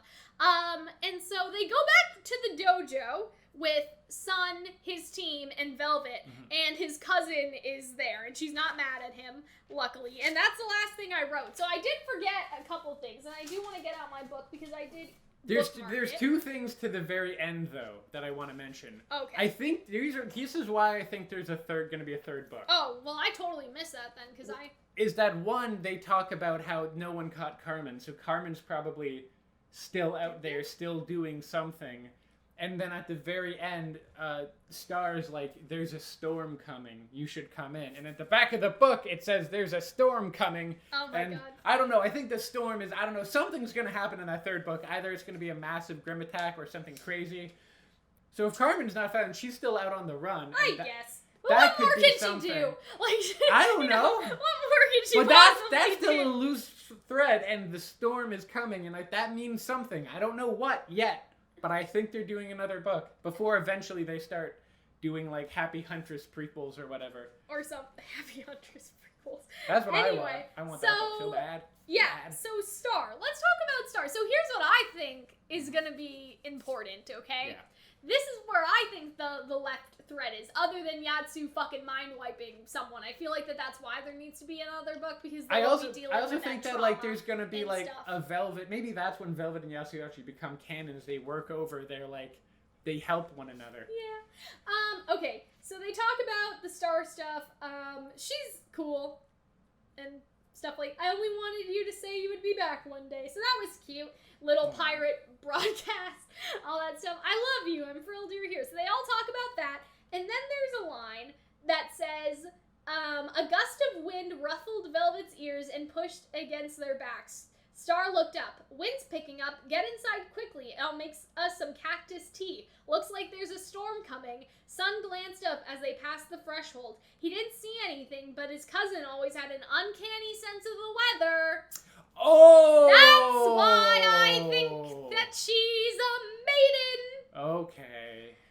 Because that's suspicious. And it's so weird that in one line, in one beacon, in one school there existed people with connections to basically, not even counting the headmasters, connections to every single. But when you think about it, right? Okay, Amber. Nobody knew Amber. Okay. Yeah. Right. Amber, and then who? Yang, Raven, right? Yang, Raven, Yang okay. Raven is Sun connected to Yang. And her sister. But then the old lady, no one's connected to her. But Penny would become one, so. I know, but I'm saying, I don't think Weiss it's not like every single person is related to a maiden. Like, Amber was just some random Weiss fuck. is connected. The person before Raven was just some random fuck, you know what I mean? And so I don't Weiss think is related to the person that by the time season 3 happens would probably have already set up to become the next one. I know, but I'm saying that I don't think it's so Deus Ex Machina. Oh, of course. Son's oh no, I'm cousin not complaining about it. I'm not complaining. I just think it's kind of funny that again, Amber, random. Whoever Raven trained before, random. Yeah. Is it kind of oh, well, Raven was the one that got the powers? Nora, maybe. We still haven't confirmed if Nora Grandma was at all was related some to random Grandma. Person, right? Unless she was and so the only people related to a maiden at this point, right, without someone recently getting the powers, if that makes sense, would be Raven and then Sun's cousin. I don't think that's too crazy. At least I don't think so. I don't think that's too Deus Ex bullshit. Oh no, I never said it was Deus. I just thought it was funny.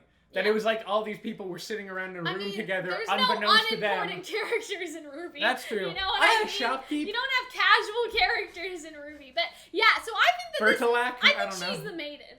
I think that's fair. I think she's like 100% the maiden. I think that Sun's parents in the clan may have been hunted down because she was the maiden. I know that's very similar to Raven's whole story, but what if they never found her? And that's why, like, the dojo is running. Theodore can kind of keep an eye on her, right? You know? This is what I think is. I think there's two. I think two what things are if going to happen. she's the girl in the photo? Like, what if she's his daughter? Because we didn't really get how she looks, did we? Presumably she would look like... I mean, we think that she would look like Sun, but if she has black hair, like, I'm on it, bro. Okay, because what if, like, I don't know. Okay, these are the three places I think it can go after this. Okay. One... in terms of a next book? Yes, one, there is a next book. It is another Team Coffee book. We learn about, I think, Velvet and Yatsuhashi will become an official couple in it. I think they go out because they set up that... stuff. Yatsu's trauma to then maybe be helped later on. And they go after Carmen once and for all. They go after Carmen, and the storm happens, and it's bad, whatever the storm is, and we learn more about Sun and hopefully Sage and Scarlet and Nolan, but also like Sun's cousin. Well, we know about Nolan. Or all of this happens when they go to Vacuo, and so you end up seeing Carmen in the show. All of that happens, and the next book is like a Happy Huntress book.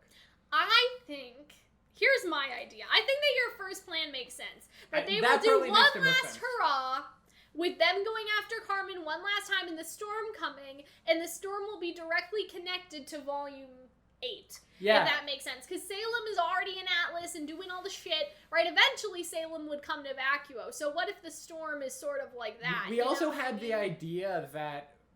I had another idea. I remember, I think it was my idea that by the time they actually get from Atlas would have fallen. So by the time they get to Vacuo would have already fallen and they have to sift through the rubble. Oh, I don't like that. Maybe we see, like, after, like, maybe that before the dawn, like, I don't know, not after the fall, that was the first part. Yeah, after the fall, before the dawn, in the eye of the storm. That's what I would call it. Eye of the storm? The coming night? I don't know.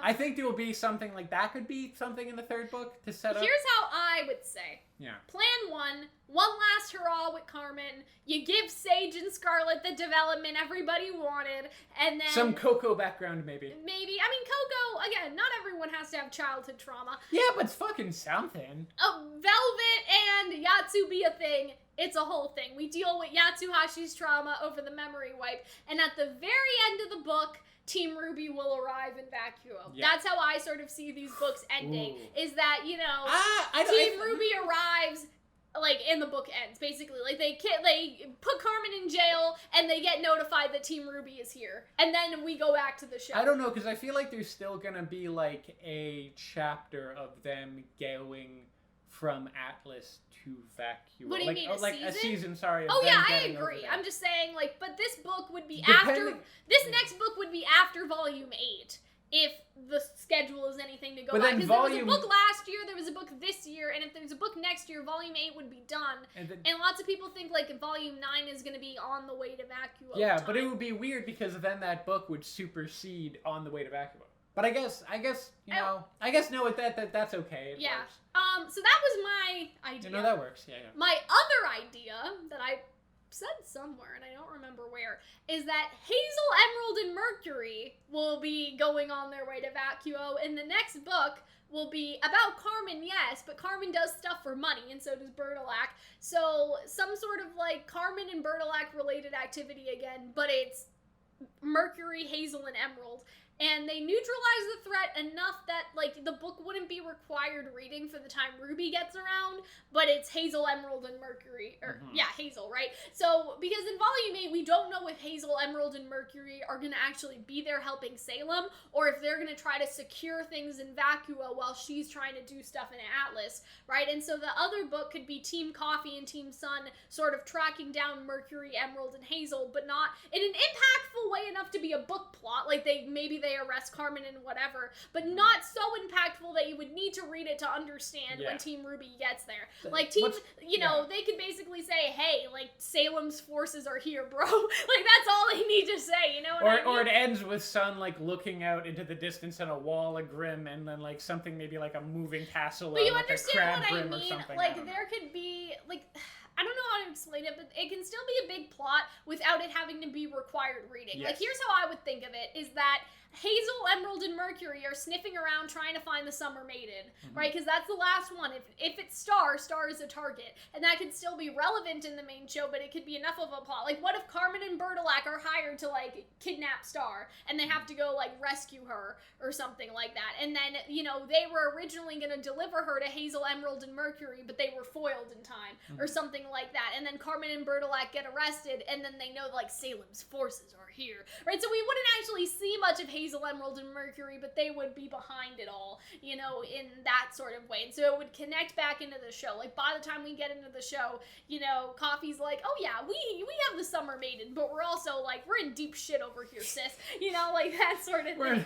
We're in a spot of trouble. So I definitely think that there will be another book. I just don't know how. I really like my idea of Mercury, Emerald, and Hazel. I think that would be cool for them to be relevant. It's going to depend on how Volume 8 goes, honestly. Like, if they went to Vacuo, I could see them being in the book, but I think your idea works best. But we also had the theory of, like, they show up and, like, Coco and Emerald are, like, hanging out. We've been recording a very long time, hanging out, and then they're like, what the fuck? Who is that? And it's like, they're our buddy, like Gem, and she goes under an assumed name or something. Something like that, yeah. That would kind of be funny.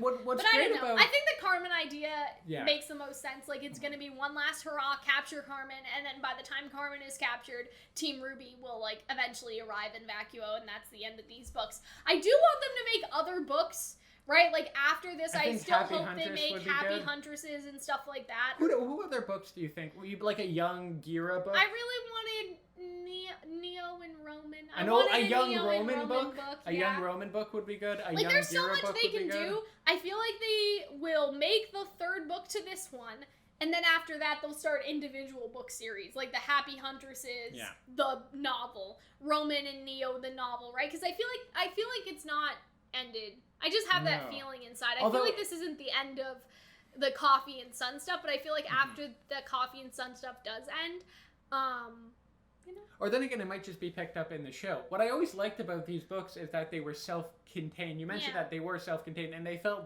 big, but not, like, as ginormous as the whole conflict with Salem. Even though in the first book, we thought it was Salem, but it was not. It was two but I think characters that's okay. That's what I mean. Like, they could involve Hazel, Emerald, and Mercury in a way that's still impactful for the people that read the book, but not distracting for the people that don't want to read the book for whatever reason, right? Or didn't read the book. And so I feel like that it is probably going to be Carmen if they do something again, because she's still on the loose and shit. But it wouldn't be a terrible idea to sort of try to tie things back to the main plot either. Because, like, Hazel, Emerald, and Mercury, like, they are the peanuts of Salem's forces when you think about it, right? Like, Emerald and Mercury, like, it's not like if Salem herself was in the third book, I would be like, okay, you guys have to stop this. People need to, like, be able to catch up. You can't just put that in the book. But it's like Emerald and Mercury, like, they are peanuts. Like, what they did, is that really going to impact the main plot? They're sidekicks of They're sidekicks of the other sidekicks. Like, you know what I mean? So it's fine. Like, it would be fine if they were up to no good and, like, Team Coffee foiled them. Like, how much impact would that really have on the plot? A Team Stark book would be good. A Grim Reaper book would be good. Yeah. Those are all. But so yeah, like there's plenty of books they can do, and hopefully they get more. So it's just not E.C. Myers. Maybe they get new. Well, I think he's doing great. He's doing a great job, but I think he can. Like he probably doesn't want to do RWBY books for the rest of his life. And sounds good to me. But I guess in like general feelings towards the book, like I thought it was stronger than the first one. I really dug the world building. I loved the characters. I liked the first one better, but really, I already said that. Yeah, I know. I'd buy it. Buy the book. I mean, but then the thing is, if you're a RWBY... Then again, there's a lot of RWBY fans who don't read. If you're a RWBY fan, just get the audiobook, okay? Even there's if you an don't audiobook? read. Yeah, there's audiobooks, and apparently she does a really good job. I haven't listened to them. Kaito Dan did, if his review is out by the time I post you don't this. even have to, like, read with your eyeballs. Yeah, just listen to it, bro. Degenerates. And so, yeah, I mean, I think every RWBY fan should read these, or at least listen to them, right? And listening to them, it is easy. I mean, I think so anyway. Did you? You read it. I read it, but, like, I listened to an audiobook this week, and I was like, why the fuck am I reading, Did you read that, It was the book I mentioned earlier. It was the Subtle Art of Not Giving a Fuck. I listened to that instead of reading it, and I was like, why am I reading books? why am I not just listening? Like, why am I not just sitting outside having a nice time, like closing my eyes and listening to a book? No, you know what nice. I'm saying? Yeah. It did make me fall asleep a couple times just from sitting down and doing nothing. But I mean, guys, read the book. I mean, I'm assuming the people that are watching this, Hunter, it's been like, what, 3 hours? Probably, I don't know how long this video is going to be with editing. Shit, I'm pretty sure they read the book. This, you could have read half the audiobook. I know, but I'm pretty sure that they've read the book if they sat through this, right? So yeah, I hope there's another one. I hope that we get that stuff again, the Yatsu and Velvet stuff. Like, I feel like that's open-ended. Some of the stuff, like, Scarlet's like, I guess I don't hate you, right? Like, there can definitely be some Scarlet and Sage stuff. Like, the third book can be, I don't want to say the redemption, because I don't think E.C. Myers did anything wrong. But, like, if people, you know, give the people what they want. Give me the Sage book, guys. You know, I think that that's fair. The Sage book? Yeah, okay. I mean, the Sage and Scarlet book, I guess. I don't you know think what I mean? anybody wants, I'm a RWBY fan, I don't want a Sage and Scarlet I just book. mean, like, to have them prominently showcased. Okay. That's all I mean. But yeah, that is that. I will see you guys in the next one. Hope you guys enjoyed. I will probably do the theory videos more by myself, just because, again, like, Hunter and I, it was a necessity for us to meet up for this, but as much as we can do as possible, like, as much as that is safe. Like, we're also probably going to your cottage later and hanging out. So. Yeah, exactly. So we're just trying to, like, you slow know. reintroduction. Exactly. And so Things I'll see about should be fine doing the theories and, like, other stuff, like, about the chapters. Maybe Hunter will be there. But it was nice to have Hunter here for this, at least. It was fun. It was good. So yeah, I will see you guys in the next one. Bye, guys.